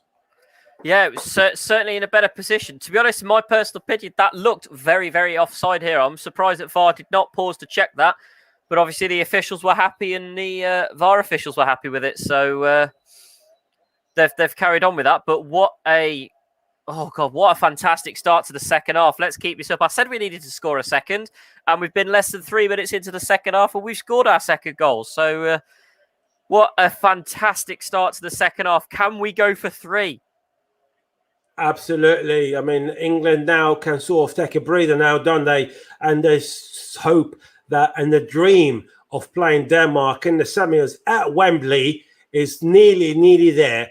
We are literally 42 minutes away if it stays as it is, and England will be in the semis again in the first time since 1996. But this time we won't be playing the Germans, we were playing the Danes. Let's face it, the Danes have been a very, very strong team. I mean, a part of the loss that they could in front of Finland, but they've been very, very, very good, even without Christian Eriksen, Kieran. Yeah, they certainly have. Denmark in the last half. So I was presenting on the last game. It was that was a very good game. It was a very good game from Denmark to get those 2 goals in the first half. They were 2 brilliantly worked goals. They have that motivation because of obviously the tragic event that happened with Christian Eriksen. Hopefully we could see him on a pitch again soon, but if not, it's such a shame to lose such a good player so into the prime of his career. But it's definitely going to be a strong, if we do get through, obviously we're not going to speak too soon. There is still a long way to go yet. But Denmark are definitely a force to be reckoned with, and we're going to have to think long and hard about how we're going to play against them on Wednesday evening if we do get them. That's a mistake by the Ukraine player. Gives the ball away for England. Now England on the attack. Mason Mount heading forward, just inside the, just on the edge of the penalty area to Raheem Sterling. Gets inside the penalty area, passes it to Luke Shaw, crosses it inside the 6, and header from Kane. And this is the third. And Harry Kane second. Come on, England! Third of the tournament. It's England 3, Ukraine 0. Not even 5 minutes played inside the second half. And surely we can relax and book ourselves a place at Wembley at a semi-final. Surely, Kieran. Oh, do we dream? Can we now dream? Yes, we can dream. We can. Oh my God! What an absolute mistake by the Ukrainian midfield there to give it to Sterling. Look at that cheeky flick from Sterling, chipped in, head of Kane. That's 2 goals. That's now 3 goals in 2 games for Harry Kane, which makes his second of the game. We're only 5 minutes into the second half. Could we dream of a final? Could we dream of a cup final after the heartbreak of 2018? Could it be possible, John? Could it be possible? It's England 3, Ukraine 0. Come on, boys. Indeed, it is possible. This is football and anything is possible. As the Danes tell you in 92, it is possible. As the Greeks would tell you in 2004, it is possible. But this time we're talking about England, and let's just concentrate on winning this game, even though it looks like it's a done deal now, isn't it, Kieran? But even if we do, I still worry about the Danes. The Danes are not Ukraine. The Danes are a very good side. They've got players playing in the big clubs, in the Munichs and the Spurs and the Chelseas and what have you. So let's not make that mistake and put ourselves in the final just yet. But yes, the dreams might actually come true, and football might be coming home at last for England. Certainly hope so. I now need to find cover for Wednesday evening for my shift to see if we get through. It's all my I don't know what to say at the minute, John. You can probably see, if you can see me on the on our camera system, that I am I am absolutely ecstatic with this. This is more goals we've scored in any game so far in the tournament. Obviously, we scored the 2 against Germany. We've now put 3 past Ukraine. It's and we've still not conceded anything. It's like, what is this England side? Could we see a final? I don't know. I don't want to speak too soon. Obviously, Ukraine on the attack here now, but well cleared by Maguire there. John, I literally am lost for words right now. 3-0 England. It's like, we could dream on this. And there's the VAR check for Maguire being onside. Absolutely. It looks like the VAR check is absolutely spot on. So the VAR was used for Maguire's goal. And even if it didn't count, Kane did score another. And it's England 3, Ukraine 0. And we are in the 53rd minute. Now, obviously in football, everything is possible. But it does look like that England are heading to the semis to play Denmark on Wednesday. And of course, we'll be bringing this game live as well on Wednesday through the channels of the YouTube channel and on Twitter and Facebook with the commentary hub and the live commentary. Of course, Ukrainians probably will think that they've done very well to reach this stage, considering the players' abilities. They have got 1 or 2 fantastic players, as we see, and as you will see now. But England, with the big names that they got, in fact, if it was Kane or Sterling or Mount and Maguire and Jordan Pickford, then you think they will easily overtake Ukraine. But in the end of the day, let's not take things easy. Even at 3-0, let's just treat it as a game, because loss of concentration can lead a goal. 3 loss of concentrations can lead us to 3 goals. I'm not being pessimistic. I'm being realistic. Let's just keep the game in hand, and let's just keep that clean sheet at the latest. Kieran, have you managed to get your breath quickly? Can you show me the stats for the second half at the moment? So sorry, I'm just getting a song to play at the end of the game. Stats so far coming out the second half. Ukraine have got slightly more possession. They've gone 51% to our 49%. So Ukraine with a little bit more possession. We come out into the second half. The shots are looking at 5 shots for Ukraine, 1 on target. We've had 7 shots over the whole game with 4 on target. 3 of those being goals, 2 from Harry Kane and 1 from Harry Maguire from that free kick. So we're definitely up there on the stats, but possession is down as we come in during the start of this second half. Obviously, Ukraine have had a little bit more of the ball, but still a long way to go yet. I think they are in control of the ball, and so far, Raheem Sterling, just inside the Ukraine half, managed to squeeze on one, but got cleared, and goes back to Yarmolenko, who's back there defending, and I was expecting him to be a bit more forward, considering the position that Ukraine find themselves into now. They're 3-0 down, and obviously they need 3 goals just to stay in the tournament, let alone go through to the next round. And if you can look as for, I'll come back to you, Kieran, in a couple of minutes, but if you can look at what other subs that Ukraine can use to try to change the game, because obviously they have got their star players on there, but I think they've only got 3 recognised strikers in the whole squad. So even if they want to change it to something more drastic and going forward, they will have only maximum of 3 strikers up front. Anyway, the ball with England. Pass forward to Jadon Sancho, who's having a good game at the moment. Mount to Raheem Sterling on the left-hand side, but cannot control the ball. And Ukraine managed to take possession. Harry Kane, of course. It looks like he's a different Harry Kane from the first 3 games, Kieran. And even his passing and crossing has been fantastic so far in this game. It certainly has. It's that goal again that he scored against Germany has flicked a switch in his brain. He's gone, let's score some more. And there we go. He's banged 2 in this game so far. Could he get any more? That's certainly something we'd have to look for. But looking at the subs, I don't think... Oh, it looks like Jordan Henderson's coming on here for England. Who is coming off, I wonder? Indeed, Jordan Henderson is ready to come on. It's actually Declan Rice is coming off. Ross Vernon at half-time was absolutely spot on that Rice will come off. And of course, Ross not being a Leeds enthusiast, but he is absolutely spot on. Just like last time, Rice is coming off. I'm not sure if it's technical or possibly it's just thinks he's won the game at the moment. And let's just give Jordan Henderson a run in, Kieran.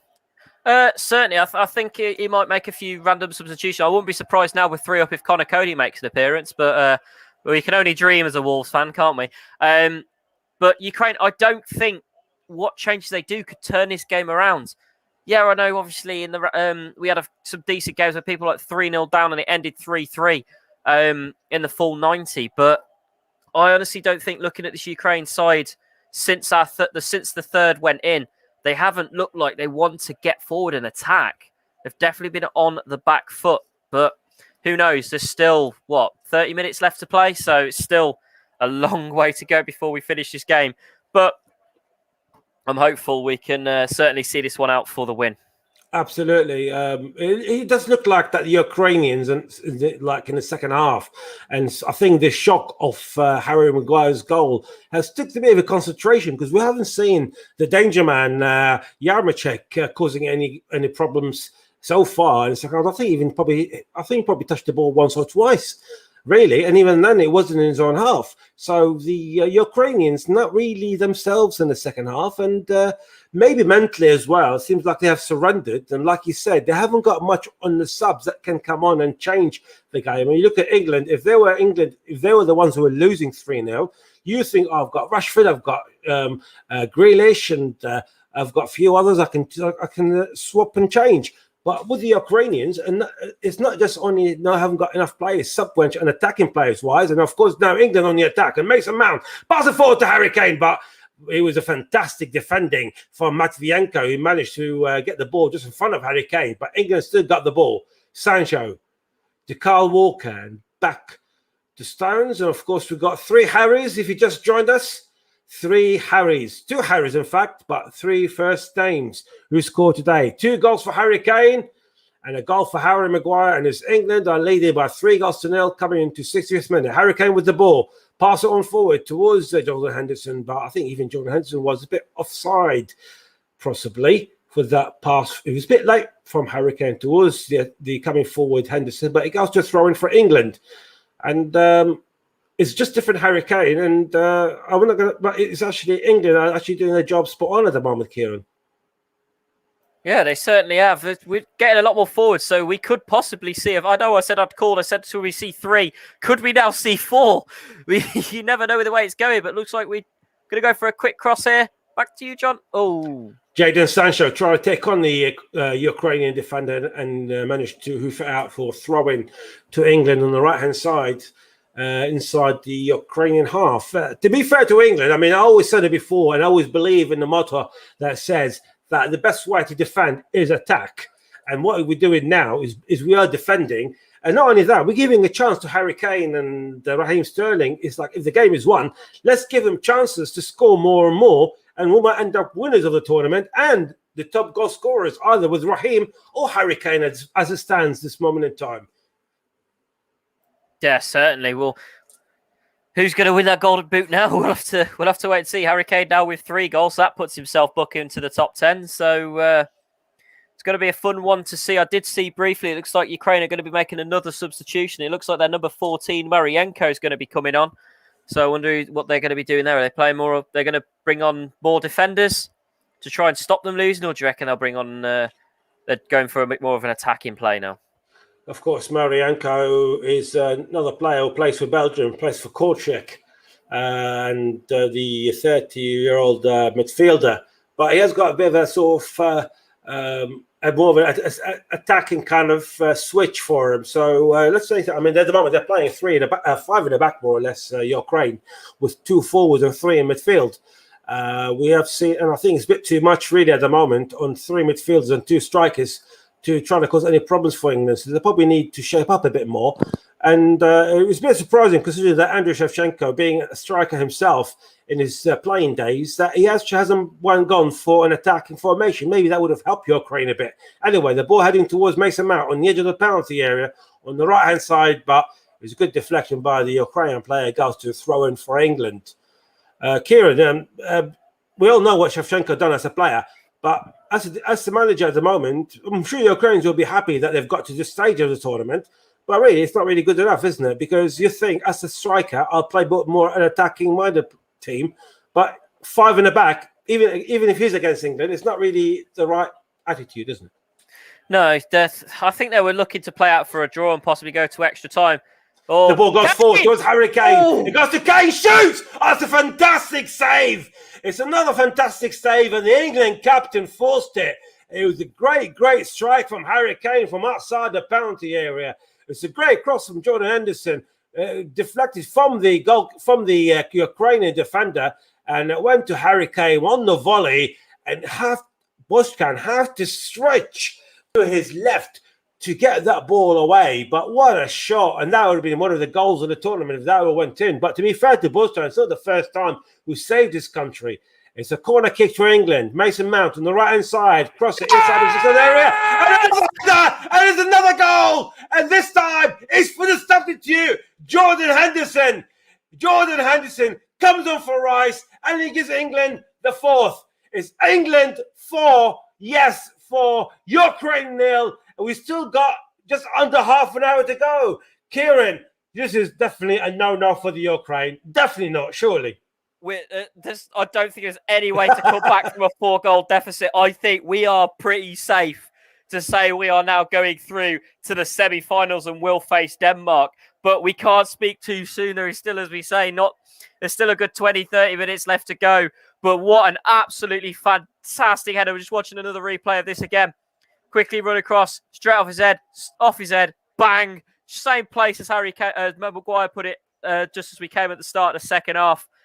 What an absolutely fantastic performance by a very good England side. Ukraine 4, England 0. I think it's coming home. You mean England 4, Ukraine 0? Sorry, England 4, Ukraine 0, I should say. The excitement's got me messed up. I don't know who's winning, who's losing. Oh, my God. I would look at the replay, and it's really a shocking defending, wasn't it? Because Jordan Henderson managed to escape his defender and get in between two players, and each defender is about 1 meter of each side, and the defense that should have done better. But I'll come back to you on that defensive error. But it's going to be triple substitutions. The first one's going to be Kieran Trippier for Luke Shaw. And we've seen Jude Bellingham and Marcus Rashford who are ready to come on as well. So I'm assuming will be one of the trios of Sancho, Mason Mount, or Raheem Sterling. In fact, Raheem Sterling in the second one, replaced by Marcus Rashford. So Man United player for Man City player. I'm just waiting to see who the third player is going to come off for England. And this is time to stretch the legs and give a run around for the rest of the England players, and it's Calvin Phillips. Ross Vernon's on some hero, comes off, and he had a fantastic game. In fact, Calvin Phillips having a fantastic tournament so far for England. And Jude Bellingham, the other youngster from Borussia Dortmund, is coming on. We've got great youngsters, have we, Kieran? When you look at the side, I mean, Rashford is still early 20s, I think, 2021, and you got Bellingham, you got Phillips, Harry Kane still 27, Mount is 21, I think, Sancho 21. We got a really great team, haven't we? And this is a team that can take us to the World Cup next season as well. Certainly, it certainly is, mate. It's been wow. This is I think, apart from when we absolutely annihilate San Marino every time we play them, these are some of the greatest England days. I feel so sorry for Ukraine. Obviously, they're going to have to play this game out. They can't just now throw in the towel. But could we get any more? I said, could we get 3? We got 3. We got 4. Could we possibly see a 5th goal here, John? We don't know. There's still quite a while left to go. But wow, wow. It's a strong England side. It's a strong England side, but it's also a very bad defensive error, wasn't it, for that goal? I'm not taking anything away from Henderson, of course. But when we look at the goal again, it's literally Henderson came in and no one surrounding him. Literally, he was about a meter away from each side from the defenders and managed to get the header. So anyway, England on the attack on the left-hand side. Marcus Rashford trying to take a 1, taken 2. It was a great move by Rashford, but he got deflected out to a corner for England. And England are hungry for more, Kieran. We certainly are. Like I said, can we get 5? It's excellent little run there from Rashford. Obviously, the defender managed to run him out of play there, but we've got another corner here. Could we see something else? Could we see the 5th goal coming in from this corner? Look at those British flags waving in the background. A corner for England on the left-hand side. It goes into Maguire. Well, this time around, Maguire's header was a bit of a pressure from the Ukrainian defenders this time around, and it goes to a goal kick for Ukraine. Now, Ukraine, we're playing the 66th minute, so we've got the second half has gone, and we haven't seen anything from the Ukraine. Yes, England has scored 3 goals, but even in attacking wise, we've seen nothing at all from Ukraine. They sort of surrendered, and they got gobsmacked by the second goal, Kieran. Yes, I think as soon as the second goal's gone in, I apologise. It's just started thundering at my little studio here in Wolverhampton.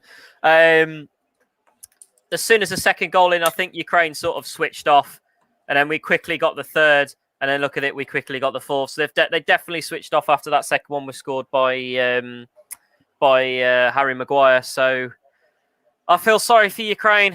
They did well to get this far, but unfortunately, they're obviously going home. But it's just a fact: can we keep a clean sheet towards the end of this game? But I am very, very happy with the performance tonight so far. Absolutely. I mean, England has scored, is it 7 goals so far? 7 or 8? I've lost count with the goals from today. 9. I think it'll be 9. And I'll have a count. I'll get back to you. And we haven't conceded 1 yet. So let's hope for England to keep that going for the semi-finals. But like we said, we managed to beat the Czech, and Czech proved to be a very good side in this tournament, regardless of them being knocked out early on by the Danes. But they're a very good team. So England managed to beat them, and we got France out. Of course, let's not forget that the other semi-final is Italy-Spain, and that's going to be a very big game. And for what I've seen of the Spaniards, I must admit, I haven't been convincing. And being here in Spain as well, and listening on the pundits talking about the team, it's not really very highly that they haven't got much sort of high respect for Enrique in general for being manager. And so it looks like possibly, if things works out on how teams are going at the moment, we might be an England-Italy final. That's obviously, this is football we're talking about, anything can change. But based on performances, Italians are probably going to knock the Spanish out in the second half, in the other semi-final. Rashford with the ball, just on the edge of penalty area, goes to Mason Mount, inside the penalty area, get tripped. Referee says play on. I think rightly so as well. And now the Ukrainians with the ball, and the Ukrainians give the ball away. Goes back again to Rashford, and Rashford gives the ball away inside the penalty area. And literally, it's just so much pressure on the Ukrainians. And now Ukraine, I think it was Zinchenko. Oh, it was a bad clearance by Pickford. And now Yaremchuk trying to shoot from a distance with an empty goal. But his shot was literally useless. That's the best possible way I can describe it. But any other player probably would have had that ball. If you needed someone like David Beckham, didn't you? Really, to make advantage of a mistake of Jordan Pickford. He came in too high for his keeper, which is probably the right call anyway, considering that I believe it was Yaremchuk who's actually heading towards the ball on his own. But the clearance was dreadful from Jordan Pickford. Yes, it certainly was. It wasn't the best clearance you want to see from Jordan Pickford there, but he did his best. He tried. He fluffed his lines a little bit there, but luckily the defences were there. Obviously, the likes of Harry Maguire was there to stop that long shot. Otherwise, we could have been in some serious trouble there with losing our record of not conceding so far this tournament. But still, good defending. But it was nearly very dangerous. Nearly very, very dangerous after that Pickford mess up. Absolutely. Like I said, it's probably like with the Harry goals, Maguire coming so early as well in the second half. He probably sort of knocked the Ukrainians out, because we've seen 2 more goals after that. And the Ukrainians haven't been in the game at all, to be honest. And my main man in the first half of the Ukrainians, who was Yaremchuk, who actually caused all major problems, it seems like he sort of disappeared in the second half. And maybe this is to do with Southgate maybe saying something to his defenders, is watch out for that player. Watch out for his physical presence. Watch out for everything that he gets.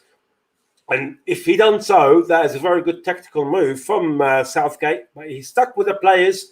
We got 3 more goals, 2 from Harry Kane at the moment in the game, 1 from Harry Maguire and 1 from the substitute Jordan Henderson. And now England on the attack again. We're playing the 72nd minute. And it's England 4, Ukraine 0. And what a game we got here. If you're an English fan, if you're a Scottish fan or Welsh fan or Ukrainian fan, I'm sure you're not enjoying this. But anyway, the ball on the left-hand side, Rashford goes back to Bellingham, who's one of the other substitutes. Go back to Walker. The ball's still inside the Ukrainian half. just about from John Stones to Harry Maguire. Pass it forward to the left-hand side to Marcus Rashford, to Jordan Henderson. England are more or less in full control of this game, literally. I mean, I know it's a quarter-final, but normally in quarter-final we see a bit of competition, Kieran, but really in general terms, we haven't seen any sort of competition in this game, at least anyway. Not on the other games. We've seen a competition between Belgium and Italy, and it looks like a substitution. Harry Kane is the one who's coming off, obviously probably to get him ready and keep him fit for the next game, but he's missing out on his hat-trick. But Harry Kane, not just the goals today, but his performance has been magnificent, hasn't it? Yeah, he's definitely, I'm not going to lie, he's definitely my contender for man of the match tonight, John. I'm not going to lie. He's definitely the man of the match. I mean, look at that. 4 attempts, 3 on target, coming from 2 goals. So Calvert-Lewin's got some big shoes to fill there from today's game so far. But he's definitely, Harry Kane, definitely my man of the match contender at the moment. Marcus Rashford trying to take on player on the left-hand side, inside the penalty area. It's a good interception by the Ukrainian defence. The ball's still inside the Ukrainian half, near the edge of the penalty area, trying to clear it. But it's about 3 players, in fact, and they're trying to get the ball off the Ukrainian players. And the Ukrainians are struggling to clear the ball away. And it goes back to Harry Maguire. Now, the mistake from Harry, but it's cleared. And again, another bad clearance it was, again, from Kyle Walker, that nearly went to Zinchenko, who's actually more just playing as a centre-forward at the moment, Kieran. Yeah, definitely. I think Ukraine definitely parking the bus now when England got the ball in their half. Looks like they're trying to push forward now to see if they could get just one consideration goal just to make their fans happy. Absolutely. A ball from Yarmolenko, and it goes to the shot. It's a fantastic save. It was a great shot by the Ukrainians, and it's still ball with the Ukraine, but now it's been gone to Kyle Walker, who clears it. Again, it's a bad clearance from Kyle Walker. Clears it, deflects off the goal, off the Ukrainian player at the edge of this penalty here. But Yarmolenko, fantastic shot, wasn't it? But again, it was aimed at Jordan Pickford, wasn't it? Yeah, but it was a very But it was powerful. It was powerful. But if it would have gone one side, I think it would have caused much more problem. Probably it would have been a goal. But even the power of it, you can see that Pickford have to punch the ball away rather than actually trying to claim it to his chest. Yeah, definitely. I mean, look. Apart from that shot going in now, I mean, look at the Ukrainian players now. All 10 of them, the outfield players, are all back now. So obviously, they've been told to park the bus. Now the 4th goal's got in. They obviously don't want to concede anymore or be any more embarrassed by England. But it was definitely a very powerful shot that could have gone a lot more different if Pickford hadn't got to that. I think that would have definitely been curling in and going in for a little consolation goal for them. And as a flick by Jordan Henderson goes to Chancho, cross it inside the 6-yard area. It was a good clearance. And it goes to a throw-in to England, and I think the Ukrainians more or less saying that the ball went out or even offside. So, but the ball is still thrown to England. So the German officials, who actually, to be fair to them, they're doing a very good job today, even on the goals of the VAR and the general practicing of the refereeing today. And the referee today, he always had a great reputation, and it's been a very good game from him so far. Anyway, England trying to go forward, deflected forward by the Ukrainian player, heads it from John Stones. The ball goes to Zinchenko, cross it forward to Yarmolenko, handball on Yarmolenko, and it's a free kick for England. You've got 15 minutes to go. It's England 4, Ukraine 0. Yes, it's only Ukraine, but a win is a win, and a big win is definitely well required to get us mentally ready to face the Danes in the semi-final at a home ground at Wembley. Surely the odds are for England-Italy final here. Anyway, I'll come back to you, Kieran, in a minute, but the ball goes to Dominic Calvert-Lewin, who could not control the ball, go through a goal kick for Ukraine. It looks like, isn't it? It's going to be, I mean, on paper at least anyway, because football at the end of the day is football and everything is possible. But at the moment, it looks like Italy, from what we're seeing, will beat the Spaniards and will beat the Danes. Yeah, obviously we can't speak too soon. Obviously, both those commentaries will be live here on the Commentary Hub. You'll have Italy versus Spain first on Tuesday from about quarter to 8. And obviously, following that, on the Wednesday will be either England or Ukraine, the winners from this game, which more likely is going to be England versus Denmark on the Wednesday, the 7th of July, also at 8 o'clock here, both live on the Commentary Hub. But I do agree with you. I think on paper, it looks like now all the favourites are out, like Belgium, France, and all that, and Portugal. It's definitely looking like it's going to be possibly an Italy-England final, but who knows? It's like we say, it's football at the end of the day. There could be a twist in the tail in the semi-finals. Could we see a clearance again? I do apologise. That was again that clearance was so low, wasn't it, from Pickford? It's not really the right clearance that I expect from Jordan Pickford here. Oh, certainly not. No, it was pretty shocking clearance. But we're 4-0 up. We really don't want to throw away a 4-0 lead. We want to keep a clean sheet and not concede. But yeah, Pickford definitely not having a good time at clearing it at the moment, is he? No, the ball with Ukraine now inside the English half to Yaremchuk. We start to see more from Yaremchuk in the last probably 2-3 minutes or so.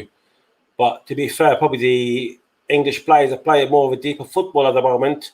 They're trying to keep the clean sheet as soon as possible. The ball goes forward. Good ball for the Ukraine from the left-hand side. Managed to cross the ball inside, just about 2 or 3 yards away from the 6-yard area. But it was a good clearance by Harry Maguire. It was a cross from the Ukraine, but there was actually about one player who's on the penalty half, which is not really, you think, it's a team that's actually losing 4-0, isn't it?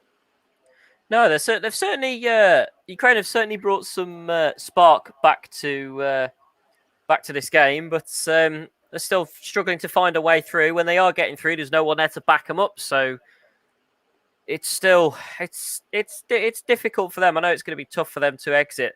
Hopefully they obviously are wanting to get a goal as they come on the attack again. And then it goes to Zinchenko and cross it to the right-hand side to Yarmolenko. Yarmolenko inside the fact is Yaremchuk and trying to cross it. And again, the danger man again, Yaremchuk, who's trying his best. And it goes to a corner for Ukraine. Now, England, they probably know that they've gone through, but it's very important to keep the clean sheet, to show the world that we're actually very good defensively. It shows that it comes to the World Cup. We play teams like Brazil, teams from outside the continent, that we are capable to keep up with Neymar and the co. The goal crows inside the 6-yard area, cleared by England, goes back to Ukraine. On the right-hand side, Zinchenko to Shaparenko again. But this time they cannot control the ball, and it was a bad pass by the Ukrainian. And Rashford sitting back and pass the ball back to Pickford. And this time Pickford clearance is much better, all the way to the Ukrainian half. Now, Ukrainian on the attack again. Just over 10 minutes left. If you're listening here on the commentary hub, and England are 4-0 up against Ukraine. 2 goals from Harry Kane, a goal from Harry Maguire, and a goal from the substitute Jordan Henderson. And we have to say that Harry Kane, he's actually come off now for England, been substituted by Dominic Calvert-Lewin, obviously due to probably the scoreline and resting some players. But Harry Kane being completely different in this game, and even last game against Germany, to start with, for the first 3 games, people were wondering, where is Harry Kane? Was he distracted by the Man City move? Was he distracted literally by that move? But no, he just came back. And like Kieran mentioned earlier, he's probably used a switch the minute he scored for England against Germany, and things has been working perfectly. And we needed that. We need that from all our players, especially from our captain who's playing forward. Now, the important thing, can we see another England captain lifting a major trophy after Bobby Moore? And we'll see Harry Kane lifting this trophy. 2 London clubs would it be? It'll be West Ham with Bobby Moore lifting the cup. And there will be Harry Kane to lift the cup, being a Tottenham Hotspur player just before he goes to Man City, as everyone's predicting. As a Spurs fan, I don't want him to go, but sometimes in the end of the day, weird things happen in football. We've seen players being loyal to their clubs. We've seen Puyol and we've seen Totti. Anyway, England's going forward, and Rashford trying to chase that ball. In fact, Rashford couldn't get hold of the ball. It was a bit too much for him, but it goes through a goal kick to Ukraine. Can we see another Londoner picking up the trophy for his country after Bobby Moore for West Ham United and Harry Kane from Tottenham? Possible. Well, like we say, we've still got Denmark to beat first, and then either Italy or Spain to beat in the final. So we could possibly see Harry Kane lift the trophy as the captain. But we'll certainly have to wait and see. Still 2 teams to beat obviously Denmark, we've got to beat them on Wednesday night. And then we've also got to beat whoever wins the Spain-Switzerland game for the final on Sunday. So it's still a long way to go. Even though, it's still 2 full 90-minute matches for us to get through before we can even think about getting our hands on that silverware. Jadon Sancho on the right-hand side managed to overtake the defender and just goes inside the penalty area. But it was a great cover, but it was a push from Sancho on the Ukrainian player. The Ukrainian player managed to come in front of Jadon Sancho, and it was a good cover, really, from the Ukrainians, but it was a bit late. His team are losing 4-0. His team are crashing out, and the dream of Yuri Voinov is disappearing. And, of course, as I mentioned before, Voinov is the only Ukrainian to lift this trophy with the old Soviet Union in the first ever European Championship that happened in 1960 under the umbrella of the Soviet Union, beating Yugoslavia by 2-1 in Paris. Obviously, then it used to be only 4 teams, and it was Yugoslavia, France, the Soviet Union, and now the Ukraine is under attack. But again, Yaremchuk had the ball inside the penalty area, I don't think he had any other options, really, trying to pass it back, and there's no one there for him. And even now, you see, yes, there's a bit of pressure on the English defenders, but they're not doing much. No, you see Zinchenko more or less joining in, isn't he? He's joining in Yarmolenko and Yaremchuk up front, Kieran. Certainly, yes. I have just been sent a text that I'm not going to read out. Yes. I'm still, to be honest, I'm still lost for words, mate. There's very little I can say at the minute. I'm still lost for words that we're in a quarter-final match. We're 4-0 up, and still the only team in the tournament to have not conceded a goal. I know I keep saying that, and I'm probably jinxing us this game because I could end up getting one in the last minute. But I honestly am lost for words still at the minute. I'm just, I don't know how you're still talking about when we're 4-0 up. Maybe because I was born in Baghdad. I don't know. But anyway, that's a different story. Just to let you know, all our viewers, of course, I am following England. I do support England, even I was born in Baghdad. Anyway, let's go back to the game, shall we? Before we get any comments from that.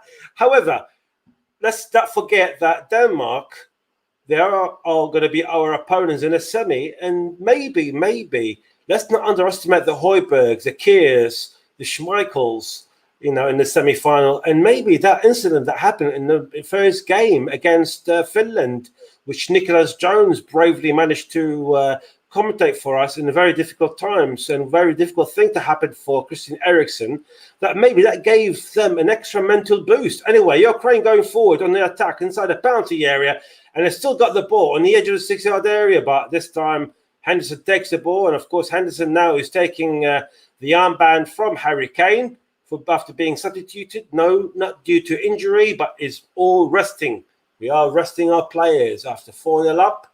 We're going to start resting our players, but let's not underestimate the Danes. And like I said, Kieran, I think the Danes, maybe they've been boosted by what happened to Christian Eriksen in the first game, and that can be very, very dangerous mentally because they're playing for something, aren't they? It certainly can. They are playing to obviously win this for him, because obviously this could be Eriksen. I don't know what the docs have said, but this could, that match will have been his final game. But I mean, there are rumours going on, isn't it? There are rumours going on that maybe Christian Eriksen will not be able to play professional football ever again, sadly, and that is really bad. And obviously, it seems like the Danish team are a close knit, so they know each other very well, and they have got that sort of. We're going to do it for Christian, and that will increase the mental elements of it on top of the talented football that they actually got at this stage. Yeah, it definitely is. Like Denmark are they're a strong side even when they're not got this mentality that they've got at the moment. So it'll be a tough game to call. We'll definitely be sat here biting our teeth for the whole game, for the full 90 minutes. I think we'll all be biting our teeth for that game, but we'll certainly have to wait and see what happens in that game. But Denmark, obviously, we're going the mentality of winning, of obviously for winning it for Ericsson. Obviously, we're going to go into the mentality of that for saying we need some silverware because we haven't won anything since Bobby Moore. So is it Bobby Moore? Yeah. So we've still got a long way to go yet, but certainly it'll be an interesting game on Wednesday night, I must say. Absolutely, and it's going to be a big game. And the end of the day, it's still a semi-final we are talking about. So we cannot underestimate any team. I said it before, we should never underestimate these teams, and definitely today.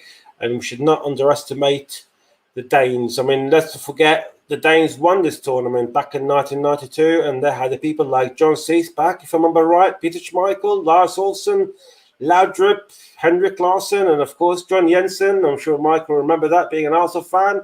And they're beating big players like Thomas Hassler, Klinsmann, Andres Bremer, Stefan Effenberg, Thomas Helmer, Bodo Illgner, Guido Buchwald, Jürgen Kuller. They were big names at the time. You know, Germany was absolute powerful in 1992, and they beat them in the final by 2-0.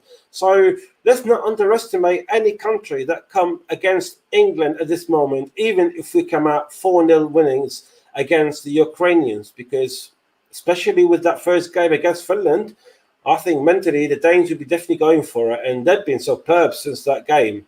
They've been absolutely superb. Let's not take any credit away from everyone. But whoever we're going to face in the final, if we get there, and definitely in the semi-final, all going to be very, very tough.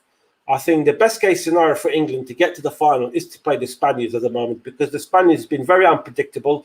They've been very, very not really. I know they scored 5 against Slovakia, but I tell you what, they're relying on Alvaro Morata, who's not the Spanish pundits and the Spanish fans are not happy with Alvaro Morata starting a game for Spain, because he misses probably 10 out of the 11 chances that he have, and it's not good enough for someone in that caliber to be playing for Spain.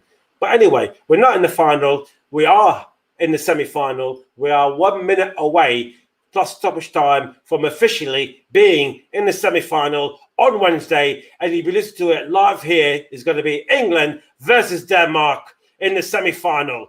Can England bring this home? Let's hope they can.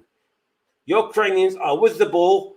They've got 3 players to be substituted at Ukraine. It's a bit too little, too late, but it's probably more or less to give them a run around in the last half a minute plus stoppage time, which I don't think is going to be a lot personally. Probably it's going to be about 2 minutes, if that, of stoppage time. I have to say that also again that the German officials have been absolutely fantastic today, and they have been really, really good. The referee has been really good. Now Ukraine on the attack. Zinchenko inside the penalty trips it, but the referee says play on. It was a bit of a cheeky, isn't it, for Zinchenko there trying to fool the referee there. And in fact, we've got no injury time. It's England who are going through to the semi-finals. Very, very well done. Can England bring this home again after the 1966? It's been a long time waiting for England to bring another trophy home. Can football come home at last? We haven't got an official song. We haven't got anything like that. But let's make it official by bringing the trophy back home and get Harry Kane to lift that trophy for England. It finishes here in Rome. England 4, Ukraine 0. Thank you very much, John and Kieran. And do we dream? Do we dare to dream? Let's dream. Let's dream. We've got a crucial semi-final on Wednesday against Denmark. And I'm feeling over the moon. Great performance once again. And if you look at these two sides as well, England and Denmark both put in probably the performances of the tournament. Of course, Denmark beat Wales 4-0 just last weekend. And of course, England this weekend have done their bit by winning this game against the Ukraine 4-0 as well. But yeah, let's go to man of the match. There's plenty of names there in the white of England that all deserve honourable mentions. But who's the man that you've gone with today? I'm going to go for Harry Kane. I think the guy has been tremendous today all game round till he was substituted. No, it's not biased for a Tottenham player. He was truly led by example today throughout every single minute he's been on the pitch. Scored 2 goals, 2 important goals today, and his crossing and his mentality and playability has been superb. So it will go to Harry Kane as my man of the match. I think you can't argue with that. And that's coming from an Arsenal fan. You can't argue with that. Harry Kane, sensational today. Only the gloves of the goalkeeper away from completing a hat-trick as well. And that would have been thoroughly deserved for his performance. I think there's plenty of other names. Luke Shaw, really, really good once again. Harry Maguire, fantastic at the back. Declan Rice. You can look at most of that England side, really, to be honest. Raheem Sterling played a part. Jadon Sancho. I could just list pretty much the majority of them, to be honest, and just keep going. But I think Harry Kane is the right choice for man of the match. Would you have to agree with that, Kieran, as well? Certainly would have to agree. Sorry, I'm just listening to the England fans sing "It's Coming Home" through our live feed.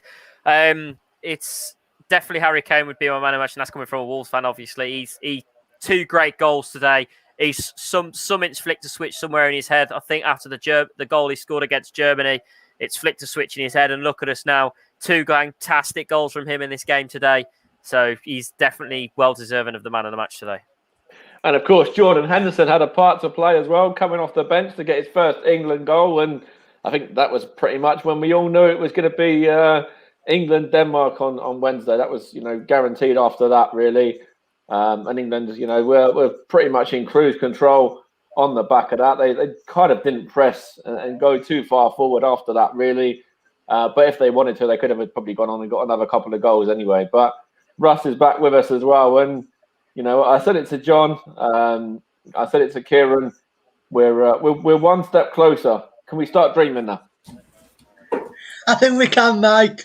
But Denmark will be a tough test in the semi-finals. And if Italy get there in the final, there'll be a tough test as well.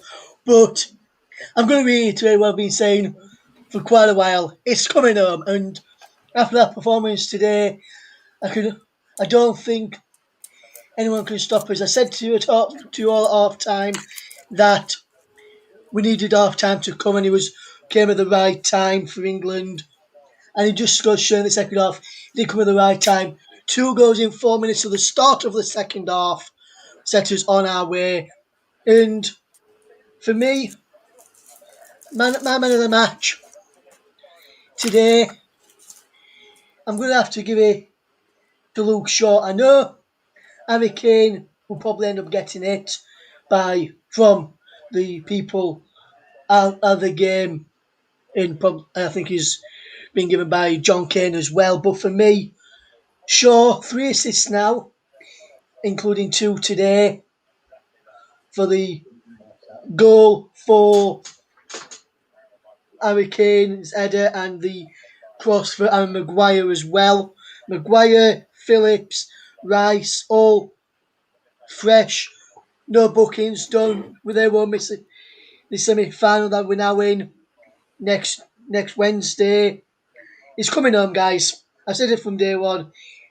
Football is coming home, and we're going to win the tournament. Oh, and I'd absolutely love it if that's the case. Of course, don't count out Denmark. Don't count out the Italians or the Spanish as well. The Italians, of course, are on a fantastic run.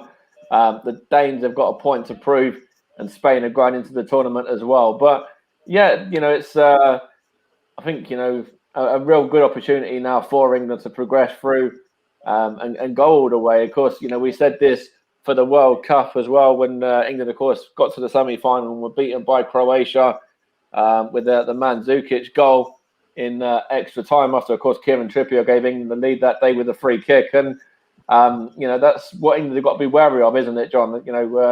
Getting through to the semi-final now and just, they need to be as composed as they were today, really, and get through a challenging test against Denmark, who, as I said, have got a massive point to prove. And they've shown a real unity and togetherness since the Christian Eriksen incident as well, of course, where he had the cardiac arrest on, I think it was match day 1. Absolutely. I mean, funny enough, funny you mentioned that point. I did mention it to Kieran as well throughout the commentary, and coming towards the end when we know that when we more or less were happy to talk about semi-final, that the Danes are not. They're a very, very talented team. They're a very good team. They play as a team, and more so even since the day one incident.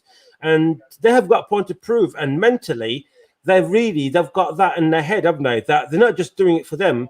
They're not doing it for their country. They're doing it for their mate as well. So it's just is something to be wary about. And let's not forget, like I also mentioned it earlier, like the Danes won it before in '92, and they had a team who play very similar football to this, and they beat in West Germany in the final, or beat in Germany, in fact, in the final, who had fantastic players at the time who were favourites. Had Riedler, Karl-Heinz Riedler, Klinsmann, Effenberg, Sammer, Stefan Reuter, Thomas Helmer. So they had very good team, Germany, and the Danes still won it. And of course, it was an Arsenal player in John Jensen who scored one of the goals in the final against Germany. So let's not underestimate. They know their country can do it. And even more so with what happened with Eriksson, they literally got that in their brains. They have to do it to their mate as well, not just for their country. And Russ has got a question, which I'll throw to in a moment, but we've got a question, obviously, that I want to put to Kieran. And the semi-final, of course, for England now, Wembley Stadium, I'm sure it's going to be buzzing, just like it was against Germany on Tuesday once again. Oh, definitely will be. But the fact the semi-finals are now at home, where it's going to be 90% England fans. It's the roar. I mean, you heard it when we beat Germany. The roar of the crowd at home just spurs you on. I mean, that's why I think, just coming back to like the domestic league, that's why I think a lot of teams this year had a really rubbish season. There was no fans at home. But no fans in the stadium, so apology. But look at the performances that England have had when they've been at home with the fans there. Obviously, some of them have been a bit drib and drab and boring, but with the home fans there, especially in a semi-final, it's going to be absolutely mental. I think they will be that 12th man to push us towards that grand final next Sunday. Okay, and Russ, what's your question? Over to you, mate. Yes, there's a question for all three of you, and I'll probably go to John Kane first of all, with him being the commentator tonight. It'll be the same question, so then after John's finished, you all can jump in, Mike. But the question is, Sancho today had a fantastic performance on that right-hand side of midfield for England, and even when he switched across to the left. If Saka is fit for the semi-final against Denmark on Wednesday night, would you continue with Sancho after his performance today, or would you fetch back in Bukayo Saka? John Kane, who would you go for? I would actually go for Jadon Sancho, only for the point that actually it's more or less a continuation of this game. He's probably still buzzing, being a young kid, just moved to mega bucks of money to Manchester United. So he's there to prove a point more than anything else that he's worthy of that money by doing it for his country. Bukayo Saka done very well when he started for England, and I'm not taking that off him. But I think with winning 4-0 at this game, just keep that continuity going by starting him again. That's for the only reason. If I can, it's very hard to choose between two players, but just only for that continuity, give Sancho the nod. Yes, Michael, Kieran, who wants to go next? I agree with John, to be fair. Sancho has played an absolutely blinder of a game today. So I think we should keep him in, because someone coming back from injury isn't always the best thing to bring him into the starting 11 straight away. Yeah, stick him on the subs bench, maybe bring him on. But I think Sancho needs to start. He's helped. He was definitely part of the team that helped. Obviously, the main helping coming from Sterling, but Sancho was definitely there to help him out and run it down that right hand side. So I do think Sancho should get the nod for the start for the next game as well. Mike, with you being an Arsenal fan, would you fetch in your boy Bukayo Saka, or would you leave in Jadon Sancho, mate? John and Kieran have both said Sancho. What about you? I love Bukayo Saka. I love all of the HLM boys, to be fair. Saka and, of course, Smith Rowe as well, who's another talent coming through the England ranks, maybe for future tournaments. But I think if you look at the performance of Jadon Sancho today, and I watched him pretty closely as well, I thought he was fantastic, certainly up there for contenders for man of the match, alongside the likes of your Harry Kanes, etc. And I'd probably stick to Jadon Sancho. But this is what Gareth Southgate, has at his disposal right now. He's got a wealth of talent there. Of course, Saka. He's got Sancho. He's got Jack Grealish. Of course, he didn't play a part today. He's got Phil Foden, Mason Mount. He's got so much in terms of attacking options. And going to the Denmark game, I'd want to keep it as kind of similar to this game as possible. So for me, as much as I said I love Bukayo Saka, the fact he's obviously a HLM boy and one of our own, Jadon Sancho deserves the nod, and I think he will get the nod ahead of Saka from Southgate as well. And with my thoughts on this, I think I'd probably keep it the same, not just because of how well Sancho has played tonight, but like what Kieran said, many players coming back from injury are fully ready to start the next game. Then when they're back fit, so I'd probably have him on the bench. I'd probably leave out, possibly say Calvert-Lewin again and put off of the bench like we did last game. Put Saka back on the bench and go forward from there. And just want to touch on the man who got his first England goal today and the fourth, which was the one from Jordan Henderson. And a stat here as well, Henderson has scored his first ever England goal in his 62nd appearance for the Three Lions, with his 43rd shot attempted as well. Wow. That's a great stat there, Russ. A man of many talents there. That you're the stats man as well as everything else. Just supports I am the wrong indeed, man. And what I will say, Kieran, Kieran, just on that point there, mate. Kieran, it could be worse. It could be a West Brom fan.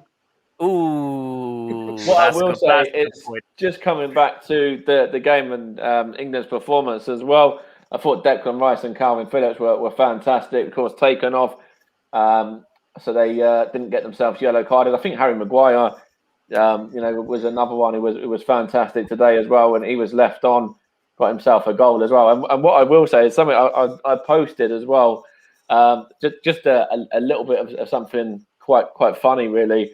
I was watching the game with my mum and dad, and as soon as the free kick for the second goal was about to be taken, I turned around to my mum and I'm like, "Oh, here's the second goal. The second goal is about to go in now." And 5 seconds later, there's the second goal. Well, it was like I was saying on the commentary. The second went in. I said to John, could we get the third? Then the third went in. I was like, oh, could we go for 4 here? And then the fourth went in. It was just like, oh my God, we were predicting everything today. I'm so glad I don't predict scores anymore, because then stuff like this happens. Absolutely, it's great. That was quite. Yeah. Also, man, just touching on that one with what I mentioned about Jordan Henderson as well. Yeah. It's the longest ever wait by a player to score their first goal for the Three Lions. Who do you reckon was the previous record holder for the Three Lions? And I'll go to Kieran first. Who do you reckon, Kieran? Ooh, I don't know, to be fair. I actually don't know. I'll have to pass this one. I don't know. Michael, who do you reckon? I've got absolutely no idea. I'm just going to put a random name out there from years gone by. Let's go Robbie Fowler. Just a random name to chuck in there. JK, what about you? What, the fastest goal since coming in? No, Henderson has scored is the longest wait on a 60-second cap. It's the longest wait ever wait by a player to get the first goal for England. Who was the previous record holder before Jordan Henderson tonight? I'm sure it was Harry Kane, wasn't it? No, Mike and John, you're both wrong. Mike, it was a former Arsenal player. It was Sol Campbell, who scored his first in his 47th appearance. I'm glad you mentioned that when we've got a Spurs fan here as well. And you say he's a former Arsenal player, but not former Spurs. He's always just Arsenal player as far as I'm concerned. So carry on, mate. And also, England have kept 7 clean sheets for the first consecutive clean sheets. That is for the first time in our history. the Three Lions run without conceding current stands is 662 minutes. Is the quick point I want to make quickly. Are we talking the stats? You look at England today, and obviously it was a good win. It was a fantastic win, and I'm very happy with that. But we've made quite a few mistakes, and I don't want England to make these mistakes that they've done today, which is some of it being lazy passes that we and Kieran spoke about. But 3-4 passes, they just gave it away, and the couple of clearance from Jordan Pickford. I don't want to see that against a very, very, very talented Danish team, because they can actually bite your hands off it and score a goal against us, and that will be a big problem. So what I need from Gareth Southgate is to concentrate on the players, to put them to be concentrated on not to give the balls away, because the Ukraine are not Denmark. I've got a question just in regards to that point there, John, that you just made in regards to the defence and Jordan Pickford as well. We'll start with the defence. Do you see Gareth Southgate maybe changing it up at right back with Kieran Trippier coming in for Kyle Walker, or do you think Kyle Walker will keep his place in the side? And just secondly, the second part of that question in regards to Jordan Pickford's performance in the second half as well. Obviously, he made that one mistake, and I think on the back of that, he kind of looked a bit shaky, and that kind of got into his head a little bit, didn't it, John, as well, after he made one mistake there in the second half. Yeah, no, absolutely. I think Jordan Pickford will keep his place. That's no shadow of a doubt. Everyone makes mistakes, and it's understandable. So, but I'm sure he'll be having a chat with him on the way how to clear the ball better than he did. And he did, to be fair. I mean, afterwards, after the two mistakes, and his clearance were much better. As for the right back, and now Kyle Walker, I think it was our weakest link, wasn't it? Especially in the first half, Kyle Walker. So, but I'll still stick with him because he's still got the energy, and he started with this team. I personally think he should stick with this team because all of it, because it's like I said, the continuity, the mental continuity that you'd have is absolutely vital. So we got all these 11 players who started and won the game. Let's stick with it. Even if we had Ronaldo or Messi on the bench, keep them on the bench because this is the team who won us. And then if things start going wrong against the Danes, then obviously you swap and change as you go along. But no, I think all 11 players, would be my pick to start for the next game. Okay, I'll go to Russ next on that one. In fact, with the Kyle Walker, do you think he'll keep his place, or do you think it might go to the Atletico Madrid man in Kieran Trippier? And also, do you see England maybe changing it up, maybe to a back five again, or do you think they'll stick with the four at the back? What I reckon he'll mind, to answer the first part of the question, I think Walker will probably keep his place at right back if we go to if we stay to back four. If we do change up and go three at the back, Walker will slot in at the back, and probably Mount. I know it's harsh on Mount after the way he played today, but I think Mount may drop out. Trippier may come back in and go to the wing back role and have him and Shaw win back. But I think he'll probably keep it as a back four, and he'll keep Walker there because, yes, he got beat quite a few times, but there were a few down that right hand side when he pushed.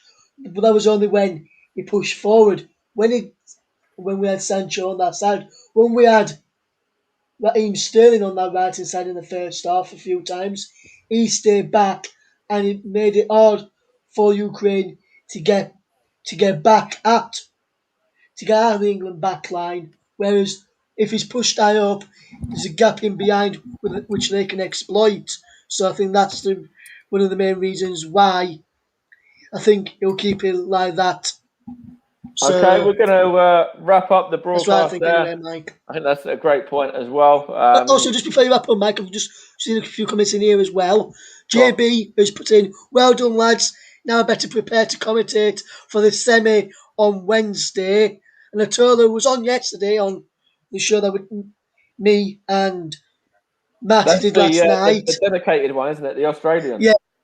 Yeah, for always choosing on JB Sports, all the way from Australia, is John Kane. He's listened today as well, and it's for you and Kieran as well. It says, another great call. Good luck on Wednesday. I hope you guys make the final. So thank you very much, my friend.